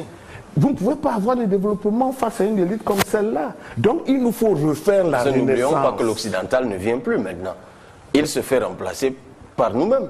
Mais par nous-mêmes, c'est pour ça qu'on doit faire la Renaissance, exactement comme ils l'ont fait avec le monde arabe qui les a sauf colonisés. que vous avez des contempteurs pour emprunter aux profs qui, lorsqu'ils essayent de vendre une autre vision de l'Afrique, ce sont des Africains qui s'opposent à lui. D'abord. Mais c'est d'autres Mbombok qui vont s'opposer à toi, Mbombok. Oui, mais la Renaissance ne s'est pas faite facilement. Vous avez entendu Galilée, il a failli à mourir. Son ami Giordano Bruno a été brûlé. La chasse aux sorcières, l'Inquisition. Mais la résistance a toujours été. Je vais dire que ce que vous voyez n'est pas fatal. C'est même parce qu'il y a ça que nous devons résister. Le deuxième principe de la thermodynamique, c'est le désordre. Le désordre, si vous ne l'arrêtez pas et vous ne mettez pas en marche une égantropie, comme on dit, vous êtes mort. Parce que c'est une loi naturelle, la mort. Une société qui ne s'éveille pas à sa vie décède. Pourquoi ils sont sur nous? Parce qu'on est un cadavre. Quand un cadavre est pourri, les mouches viennent. Et pour que les mouches ne viennent pas, il faut renaître. Pour renaître, il faut reconstruire mentalement et scientifiquement la société. D'où le travail de Cheikh Anta Diop. Parce que si Cheikh Anta Diop ne nous montrait pas ce qu'était le niveau de civilisation, et d'où l'opposition farouche à Cheikh Anta Diop. Mais je vous ai fait une allusion tout à l'heure. À vous écouter, chaque Africain à sa naissance devrait avoir un ouvrage de Cheikh Anta Diop. Mais si vous ne l'avez pas lu, malheureusement, vous ne pouvez rien écrire. Vous allez faire quoi? Vous n'avez pas lu Cheikh Anta Diop, vous voulez écrire quoi? Attention. Et c'est ça le drame qu'on a. Vous êtes un peu sévère. Non, je ne suis pas sévère. Je vous ai dit que soit vous répétez la connaissance des autres et vous n'êtes pas un scientifique, soit vous refaites votre propre connaissance pour être scientifique comme les Descartes, les Leibniz, etc. Ils ont refait la Renaissance pour devenir ce qu'ils sont. On va, tout à l'heure, la fin de l'émission, ce sera sur la question du savoir.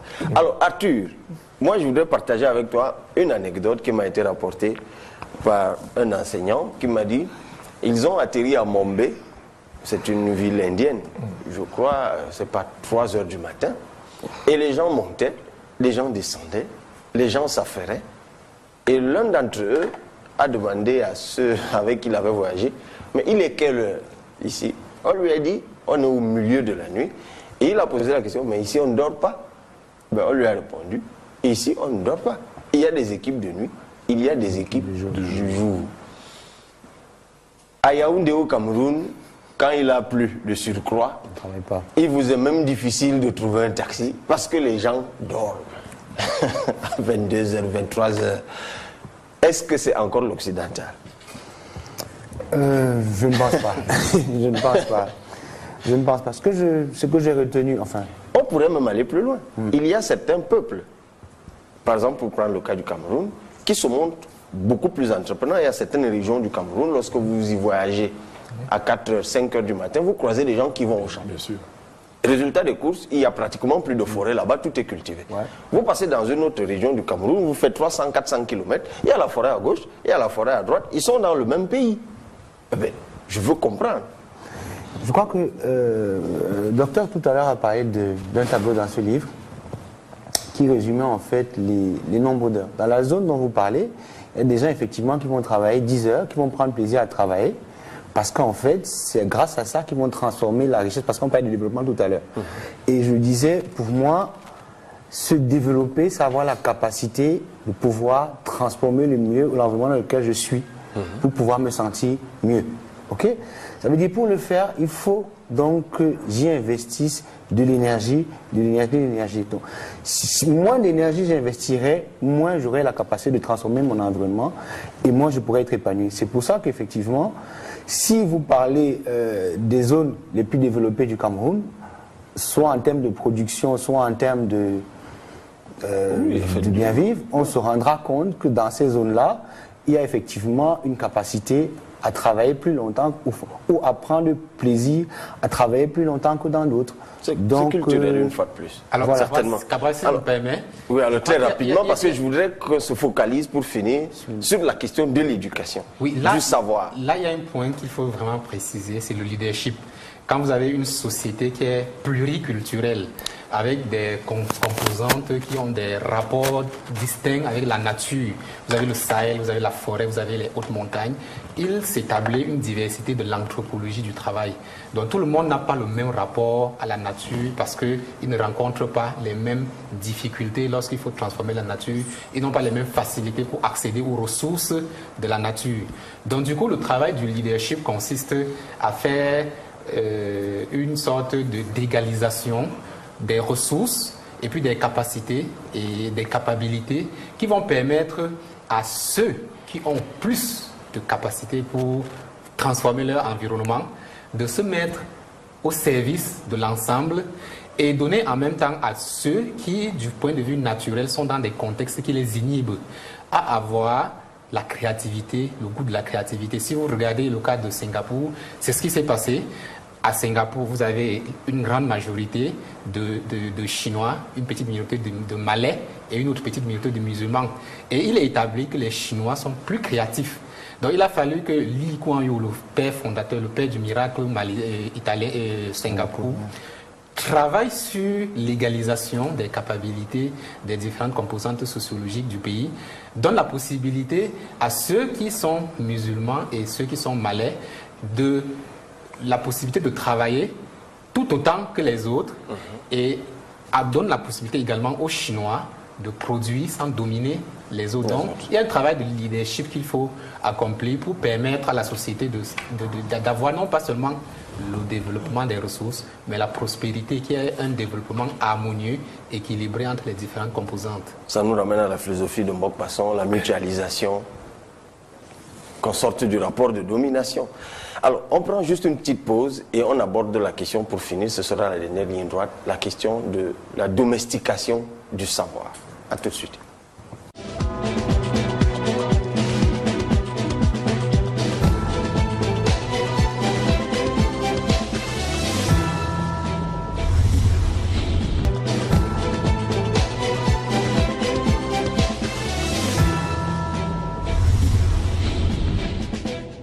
Le savoir en question, professeur, pour se développer, quel que soit ce qu'on y met, Mbok-Basson n'a eu de cesse de le dire, la science, la science, la science.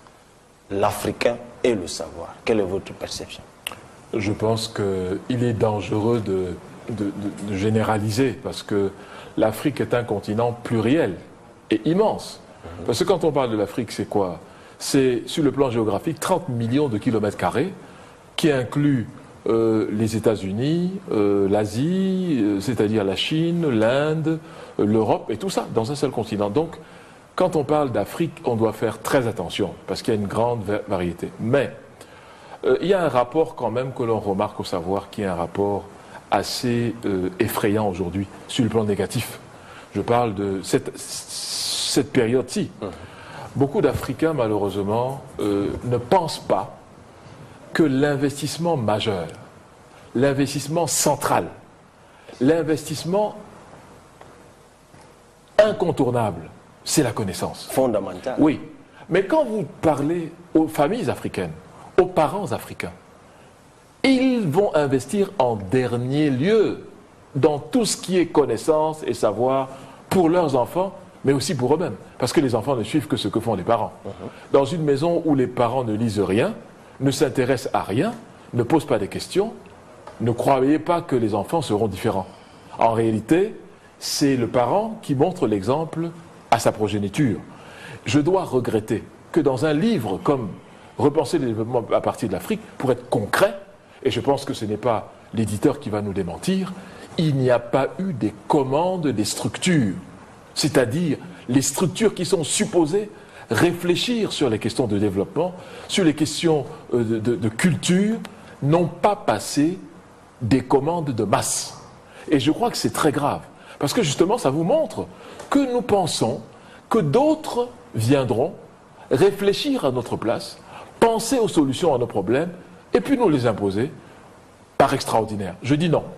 Je dis qu'il n'est pas de la responsabilité. Il n'est pas de la responsabilité des autres de trouver des solutions à nos problèmes en dehors de nous-mêmes. C'est pour ça que le système scolaire, le système universitaire doit se reformater pour faire en sorte que les apprenants acquièrent des outils pour solutionner les problèmes auxquels ils sont confrontés.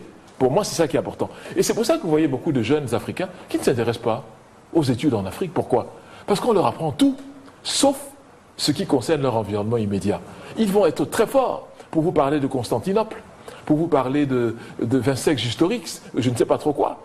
Mais ils ne seront pas en mesure de vous alimenter leurs travaux de citations étrangères. Et c'est pour ça que l'immigration est facile. Parce qu'on vous forme pour être opérationnel dans toutes les sociétés en dehors de la vôtre. Donc vous avez des gens qui sont très bons ici, parce qu'ils sont formés, ils sont formatés pour aller intervenir ailleurs. Je pense qu'il est temps. Mais vous avez bien été formé ailleurs, mais vous travaillez pour l'Afrique aujourd'hui. Je travaille pour l'Afrique, mais après... Mais vous avez reçu le même formatage. Pas du tout. Parce qu'au fur et à mesure que j'allais... Moi, j'étais à Cambridge, j'étais à London School of Economics, j'étais à toutes ces universités. Mais qu'est-ce qui est la particularité de ces universités? C'est la tradition pour améliorer la vie de son contemporain. C'est ça la tradition.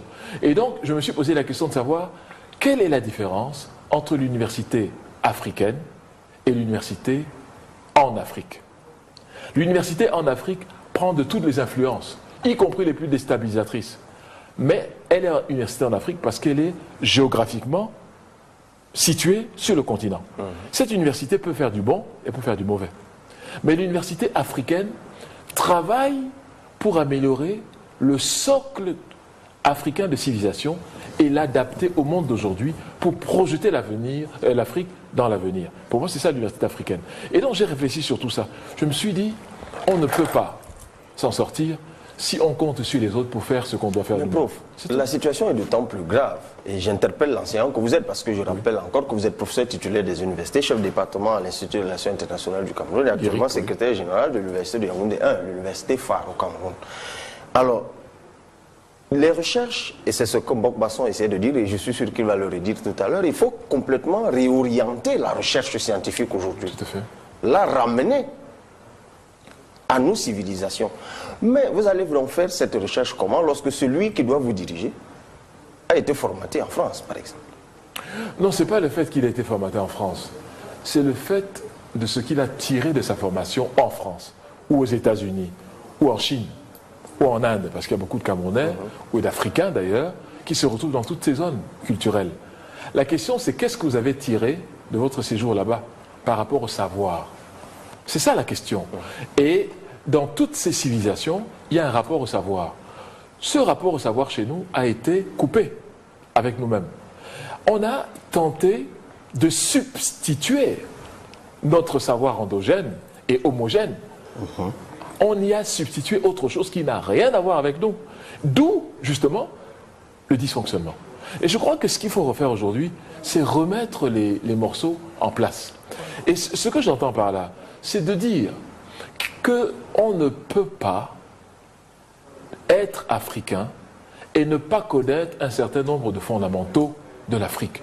Or, la plupart des grands Africains sont à la peine de vous parler de l'Afrique. C'est très grave. C'est très grave parce que, en réalité, c'est des imposteurs. Parce que quand ils arrivent devant un public non africain, on pense qu'on a affaire à des Africains, mais en fait, ce n'est pas des Africains, dans le sens culturel du terme. Et ils se prévalent d'ailleurs du fait d'en savoir moins sur l'Afrique comme quelque chose dont ils doivent être fiers, ce qui est naturellement, je dirais, une abomination. Parce que la raison pour laquelle on vous fait venir, c'est quand même pour apporter votre spécificité. La mondialisation, c'est quoi? C'est justement cette capacité justement de sublimer la diversité, de laquelle nous nous enrichissons tous. Mais si nous devons copier ce qui se fait ailleurs, en disant que c'est le meilleur, et nous-mêmes ce que nous avons apporté n'est rien, nous avons un problème sérieux. Donc le savoir doit être contextualisé, mais il doit avoir pour objectif d'améliorer les conditions de vie d'abord de la communauté, parce que nous sommes en Afrique, et ensuite de l'individu, mais pas le contraire. Alors, Mbok Basson, vous êtes juriste de formation? Non, je suis géologue. Non, vous êtes géologue. Pourtant, vous êtes auteur de cet ouvrage. La théorie du droit en Afrique, concept, objet, méthode et portée. Moi, je l'ai commandé parce que je suis juriste de formation. Je me suis dit, ben, tiens, s'il y a un ouvrage sur la théorie du droit en Afrique, ben moi, je vais me le procurer. J'avoue que je ne l'ai pas encore entièrement lu. Mais je vous pose la question, j'ai eu envie de vous la poser depuis. Qu'est-ce qui vous a motivé? Et c'est dans le prolongement de la question que j'ai posée au prof tout à l'heure. Vous êtes en train de systématiser, je rappelle que dans l'université de Yaoundé 2, il y a par exemple tout un département de théorie du droit où tous les grands ouvrages qui sont étudiés sont effectivement des ouvrages français, américains, puisque le droit que nous apprenons, c'est le droit gréco-romain, romano-germanique, c'est ce droit qui est revenu en Afrique. Donc vous pensez qu'il y a un droit africain, encore qu'on pourrait trouver une nuance dans votre titre, la théorie du droit en Afrique et la théorie du droit africain, ça pourrait être deux choses. Mais s'il y a des royaumes africains, pourquoi ne voulez-vous pas qu'il y ait le droit? Vous pensez que l'empire du maïs s'est fait comme ça? C'est ça le problème. Vous pensez que l'Égypte s'est fait comme ça avec le droit positif? Le droit positif est tardif. Avec Machiavel, tout au plus bas Aristote, c'est vrai, mais ce n'était pas ça le droit positif. Ce que je voudrais dire, c'est que moi, je tente de faire ce que les autres devraient faire. Nous tous, nous devions faire. J'ai aussi écrit en économie, une théorie économique africaine. J'ai écrit la philosophie africaine. Ce n'est pas parce que je suis meilleur que les autres, mais les autres ne sont pas préoccupés. Ils ne sont même pas passionnés. Du coup, je me donne un projet. Justement, l'Afrique ne passionne pas beaucoup de chercheurs. Parce que c'est le niveau d'aliénation qui est atteint. Vous êtes dans une nasse complète. Le professeur Ngando m'a permis de faire un séminaire là-bas et je m'en suis rendu compte. Oui, il est par ailleurs le directeur du centre de ressources documentaires de la faculté des sciences juridiques et politiques de l'université de Yaoundé 2. Et il est chef de département de pluralisme, théorie et pluralisme juridique. L'avantage, c'est que l'historien du droit, donc il sait que personne ne peut s'accaparer la légitimité du droit. Et c'est ainsi qu'il m'appelle. Or, je me rends compte que les étudiants ne savent rien sur les enjeux du droit, de la pensée qui se fait. J'ai été obligé de refaire près de 20 pages pour leur dire que ce que je dis, ce n'est pas moi qui le dis. Parce qu'eux, ils pensaient que c'est moi qui leur apporte des choses qui me passent par la tête. J'ai dû prendre tous les auteurs qui disent de l'Afrique des choses extraordinaires pour leur dire vous-même lisez. Voilà ce que vos maîtres eux-mêmes. Vous aimez les Blancs? Je vous donne donc ce que les Blancs écrivent. Le problème, c'est que vous ne voulez pas lire. Vous voulez vous contenter de ce peu-là qui est venu tardivement, et puis vous croyez que c'est sur cette base que vous allez... Vous abordez là une question qui est si chère au professeur Pondi. Je rappelle qu'à l'Université de Yaoundé 1, il y a 1 ou 2 semaines, il y avait une foire du livre. Et on échangeait sur la 40 000 livres et il me disait qu'il ne sentait pas un réel enthousiasme des étudiants à aller s'en procurer. Parfois, somme très modique, 1000 francs. 500 francs. 500 francs CFA. Mais les enseignants, même, ça ne les intéresse pas. Ce que je veux dire, c'est qu'il y a d'abord la méthodologie. Il ne faut plus permettre aux étudiants de faire des thèses si la question posée ne s'en réfère pas prioritairement, au moins dans un chapitre ou une première partie à l'Afrique. Parce que ce vide qu'on crée autour de l'Afrique, vous faites des thèses de droit, des thèses d'économie, mais nulle part on ne dit ce que l'Afrique a fait au produit. Comment voulez-vous être compétitif pour demain? Ou bien fier. Ou fier de vous-même. Surtout que sur ces questions qui sont un peu aériennes, les Occidentaux, ils ont travaillé là-dessus. Parfois parce que la ressource documentaire aussi est plus accessible quand on travaille sur ces questions qui ont été abordées par les Occidentaux. C'est le manque d'audace. Même si on vous montre ce qui a été dit, si c'est même dit par exemple blanc que pouvoir, bon, vous allez dire que c'est pas bon. Tu vois, la question est là. La question de la théorie. Quand on met chapitre 1, la Constitution, chapitre 2, les partis politiques, chapitre 3, les syndicats, je dis au hasard. Mais ce n'est pas pour vous. Est-ce que vous avez une tradition de théorie politique des partis, des syndicats? Il faut que nous remettions les théories dans tous nos systèmes éducatifs. Théorie du droit, théorie de l'économie, théorie de l'architecture, sociologie, philosophie, etc. L'Africain qui n'a pas ça est un mauvais Africain. Il va produire dans le cadre du relais du modèle occidental qui par ailleurs l'a servi.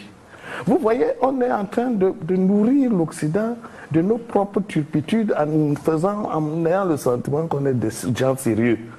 C'est bien d'être professeur et même agrégé. Vous remettez en cause l'agrégation. Pour dire le droit positif, pour dire le droit positif que je vois, dans ce livre, j'ai un objectif. Je dis, le modèle du droit occidental est un mauvais modèle, puisqu'il s'en tient à un président et à des États qui s'en tiennent à leurs seuls intérêts contre les autres. Est-ce qu'un droit doit le faire? D'abord éthique, sur le plan éthique. Ensuite sur le plan scientifique. Parce que le modèle africain est fondé sur l'ordre de l'univers indépassable. Alors que le modèle occidental est fondé sur la subjectivité d'un peuple historiquement situé. D'ailleurs, il vient même tardivement dans l'expérience de vie humaine. Et il a la prétention de dire le droit pour tous les peuples qu'il a asservis avec l'épée. Quel est ce droit qui marche avec l'épée? Vous voyez, il y a quand même des choses. Vous devez réfléchir. Ça je n'ai pas la prétention d'avoir fait grand-chose. Mais si vous vous en emparez, vous allez vous rendre compte dans tous les domaines. L'Occident ne peut pas rivaliser avec la pensée africaine. C'est notre défaite mentale qui nous le fait croire. Je dois faire l'aveu ici devant les téléspectateurs qu'à la faveur d'un voyage effectué à Yaoundé Douala avec Mbok Basson, nos échanges m'ont amené, moi, à reconfigurer ma propre thèse de doctorat parce qu'effectivement, j'avais trouvé pertinent le fait qu'il faille prendre en compte, qu'il faille intégrer dans nos travaux qui vont servir à la postérité une dimension purement africaine.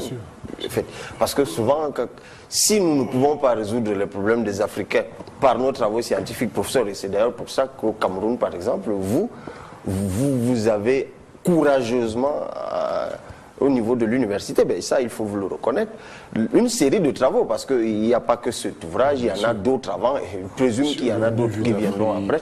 Vous avez même fait des ouvrages incroyables sur la ville de Yaoundé, par exemple. Bien sûr. Où vous nous faites redécouvrir la capitale où nous sommes. Et c'est curieux que souvent, nous connaissons plus Paris de Yaoundé, parce qu'il y a un tas de documents là-dessus, images et autres. Quelqu'un n'a jamais pris l'avion, mais il peut vous dire que les Champs-Élysées, c'est à tel endroit, la Tour Eiffel, c'est à tel endroit, alors qu'il est incapable de vous situer un carrefour important de la ville de Yaoundé ou de Bamako ou d'Abidjan, où il se trouve. Signifie. Et ça fait vraiment bizarre. Docteur Simodion, sur cette question de l'éducation, de la domestication du savoir. Bon, c'est forcément un levier important. Oui, je rappelle que toi, tu es titulaire d'une thèse de doctorat.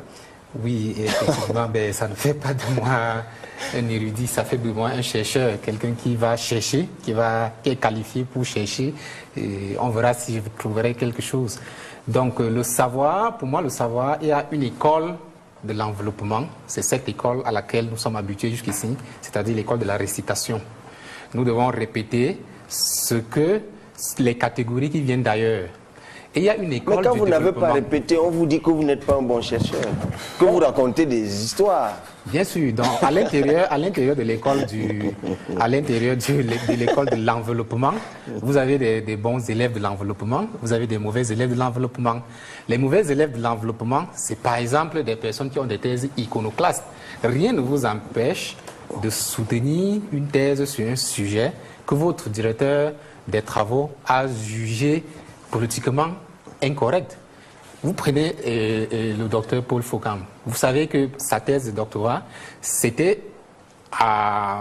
il soutenait la présence d'une épargne dans les milieux ruraux. Alors, à l'époque, c'était une hérésie sur le plan économique. Parce que la communauté économique soutenait qu'on ne peut pas avoir une épargne dans les milieux pauvres. Il n'y a pas d'épargne là où il y a la pauvreté.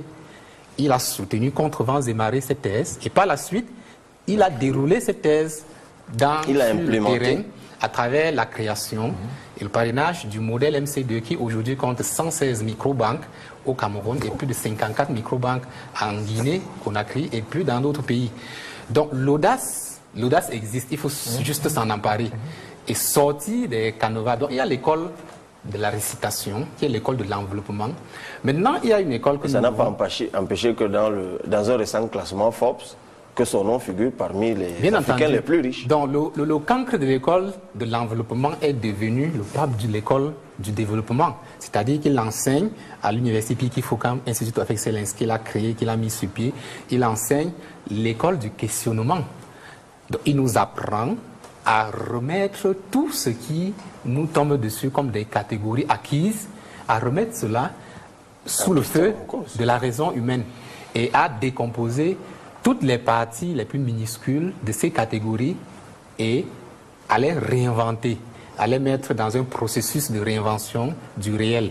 Donc ce savoir qui est ce savoir nouveau auquel nous sommes invités, parce que c'est le savoir qui apporte le développement, c'est le savoir qui nous permet de découvrir notre potentiel et de développer notre potentiel.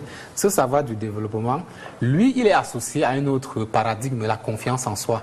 Tel que vous l'avez dit tout à l'heure, la confiance en soi, ça aussi c'est quelque chose qui est enseigné à l'université Piki Fokam, c'est tout un module, la confiance en soi.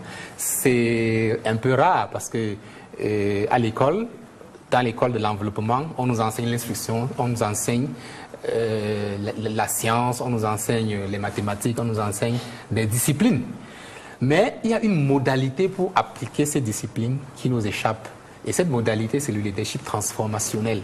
Et ça, c'est une discipline majeure dans l'école du développement qui doit nous permettre de transformer nos sociétés. Mais ça existe déjà dans l'école américaine, prof, je crois. Bien entendu, c'est un paradigme de l'école, du modèle anglo-saxon qui devrait nous inspirer parce que tout à l'heure, nous sommes tombés d'accord sur le fait qu'en exerçant notre curiosité, nous pouvions emprunter aux autres ce qui peut être instrumentalisé pour nous permettre de développer notre potentiel. Donc, ce sont des paradigmes qui existent et nous sommes en droit de les récupérer et de les mettre sous le feu de notre raisonnement critique. Donc, cette école du développement, qui est l'école du questionnement, doit s'accompagner de la réhabilitation de notre possibilité de faire confiance à nos propres potentialités. Donc, vous savez, un peuple qui n'a pas confiance en lui est exposé à 4 faiblesses au moins. 1, il ne connaît pas son identité. Il ne sait pas qui il est. Du coup, c'est chacun qui va venir dire tu es ceci, il va répéter. 2, il ne connaît pas son potentiel, il ne connaît pas sa valeur. Chacun va venir en disant tu vas être émergent dans 40 ans. Il va dire oui, je vais être émergent dans 40 ans. Est-ce que vous savez que la Chine ne dit jamais, elle n'a jamais dit qu'elle sera un pays émergent ou bien qu'elle est un pays émergent? Les Occidentaux disent la Chine est un pays émergent. Mais tant mieux pour les Occidentaux. Vous ne verrez jamais la Chine mobiliser l'émergence comme un programme de vision, comme une téléologie économique ou une téléologie... Les Chinois aussi regardent la télé, ils vont dire c'est un amusement, ils s'amusent. Ils disent, mais ceux-là, qu'est-ce qu'ils se prennent? Ils disent que nous sommes émergents. Nous avons 4000 ans d'histoire. Avant Jésus-Christ, nous avons eu 2000 ans d'histoire. Nous sommes à 1800 années de confucianisme. Donc nous ne pouvons pas dire que nous sommes émergents. Nous émergeons où? Nous avons émergé depuis très longtemps. Donc vous ne connaissez pas votre identité, vous ne connaissez pas votre valeur, vous ne savez même pas ce que vous voulez. Puisque n'importe qui vient en disant vous devez avoir la croissance à 2 chiffres. Et vous mettez dans un document, nous voulons la croissance à 2 chiffres. C'est bien compris, docteur. Alors, dernière chose. J'allais dire, docteur Simon Diop. Il ne faut pas qu'on m'attende avec des haches. Donc, alors, la mobilisation de notre identité, de notre valeur pour obtenir ce que nous voulons, c'est ça la stratégie. Et quelqu'un qui n'est pas confiant en lui ne peut pas faire de la stratégie. Et dans le haut niveau de la stratégie, il y a possibilité d'instrumentaliser même ce qui est une arme contre vous. En tout cas, tout autour de cette table, il n'y a pas un seul, en dehors de moi, qui n'ait pas confiance en lui. Ça se voit quand je vous écoute. Alors Arthur, je présume que Aphrodite s'est aligné à cette philosophie. Promouvoir la littérature africaine. Peut-être que cet ouvrage-ci de Mokbasson aurait pu ou peut être réédité à Aphrodite, par exemple. Oui, déjà, je déplore que j'ai pu laisser un auteur aussi prolifique aller aussi loin l'Aphrodite. Mais j'espère qu'en sortant d'ici, cette erreur sera corrigée. Mais vous allez effectivement le constater, Aphrodite s'est effectivement mise dans la logique de pouvoir servir de véhicule pour la promotion de cette pensée-là, pour la promotion du savoir africain. La promotion de la pensée de renaissance africaine. La pensée africaine. Renaissance, si on veut. Mais vraiment la pensée africaine. Parce que tout ce que vous écoutez là, c'est ce que le jeune Africain doit être capable de savoir. Mais derrière, ils vont beau écrire, le professeur Pondier tout à l'heure, nous regrettons le fait que les décideurs eux-mêmes n'aient pas été capables de commander ces livres en grande quantité. Pourquoi? Parce que c'est bien beau de mettre le savoir, comme il a dit, dans une boîte noire, ou de matérialiser ce savoir-là, mais il faut également qu'il soit consommé. Tant qu'il ne sera pas consommé, tant que toute cette pensée, toute cette littérature africaine ne sera pas consommée par les Africains, vraiment pour ma part, ce sera du travail à perte. Je peux aller un peu plus loin, parce que si on prend le domaine de l'éducation locale, par exemple au Cameroun, si vous regardez les contenus de l'éducation africaine, je prendrai l'exemple du Cameroun, les principales disciplines ou les principaux éléments qui sont présents dans les livres ne sont en rien tirés dans l'environnement dans lequel on évolue. Donc la finalité voudrait que celui qui l'élève... C'est vrai qu'en fouillant le livre d'un de mes neveux, on présentait la fougère, et puis on a mis, je crois, fougère ou c'est de Panama. Exactement. C'est comme ça, il n'y a pas de fougère au Cameroun. Elle pousse à Douala, elle pousse en Konjok. Mais mettez la fougère de mon atelier, et puis l'enfant de Ngormapoubi ou des Eka, et puis l'enfant saura que c'est la fougère de chez moi, mais quand vous mettez fougère de Panama... Donc c'est ça. Donc pour moi, je pense que il y a vraiment, et ça c'est un combat que nous avons fait l'autre, il y a ce combat véritablement déjà de pouvoir faire matérialiser cette pensée-là, parce que j'ai beaucoup appris aujourd'hui, je pense que beaucoup les téléspectateurs également, mais il est important de pouvoir dématérialiser cette pensée, c'est-à-dire que tout ce qu'ils ont dans la tête, on doit pouvoir la traduire, la transcrire dans les livres, et après maintenant travailler à ce que ces livres-là puissent toucher, puissent être diffusés le plus largement possible. Il n'y a que comme ça que nous pourrons garantir que le savoir, la confiance en soi, le travail, pourra atteindre la cible que nous sommes en train de viser. Oui, professeur. Merci beaucoup. À la suite de notre éditeur, je me serais attendu à ce que la Banque africaine de développement, à ce qu'un certain nombre d'organismes qui s'occupent de ces questions veuillent en savoir un peu plus. Sauf si je n'ai pas été informé par eux. Mais je n'ai pas entendu un déferlement important sur ce livre à la hauteur qui était attendue. Les décideurs politiques non plus. Non plus. Alors ça veut dire que soit nous sommes d'accord qu'il faut investir dans la connaissance. Parce que quand vous regardez les budgets qui sont par ailleurs débloqués dans des pays que nous considérons comme les pays du Nord, c'est des budgets immenses pour acquérir du savoir. Ce n'est pas quelque chose qui se fait comme ça de manière anodine. Pour moi, la plus grande maladie de l'Afrique aujourd'hui, ce n'est pas le sida, qui est une maladie dont il faut s'occuper sérieusement. Ce n'est pas la tuberculose, qui aussi mérite des attentions. Ce n'est pas le paludisme, dont on nous a dit qu'il tuait le maximum d'Africains. Pour moi, la plus grande maladie de l'Afrique aujourd'hui, c'est l'ignorance. Parce que l'ignorance démultiplie toutes les autres maladies. Quand vous êtes ignorant de vous-même, ignorant des autres, eh bien, vous ne pouvez qu'être en très mauvaise posture. J'en appelle aux autorités, j'en appelle aux structures, mais j'en appelle surtout aux individus africains de se constituer des bibliothèques familiales, des bibliothèques communautaires, des bibliothèques municipales, des bibliothèques villageoises, partout où le combat de la connaissance doit être le leitmotiv pour ce siècle qui commence. Si nous sortons de là... La connaissance africaine. La connaissance africaine d'abord, mais aussi la connaissance des autres. Parce que la connaissance africaine en elle-même, ça ne veut rien dire. Nous ne vivons pas en autarcie. L'Afrique est même l'enjeu majeur du XXIe siècle. Si nous ne connaissons pas pourquoi nous sommes l'enjeu, alors nous sommes en danger. Je suis pour le dialogue des cultures mondiales. Je suis pour la connaissance et l'ouverture des cultures, mais pas à notre détriment.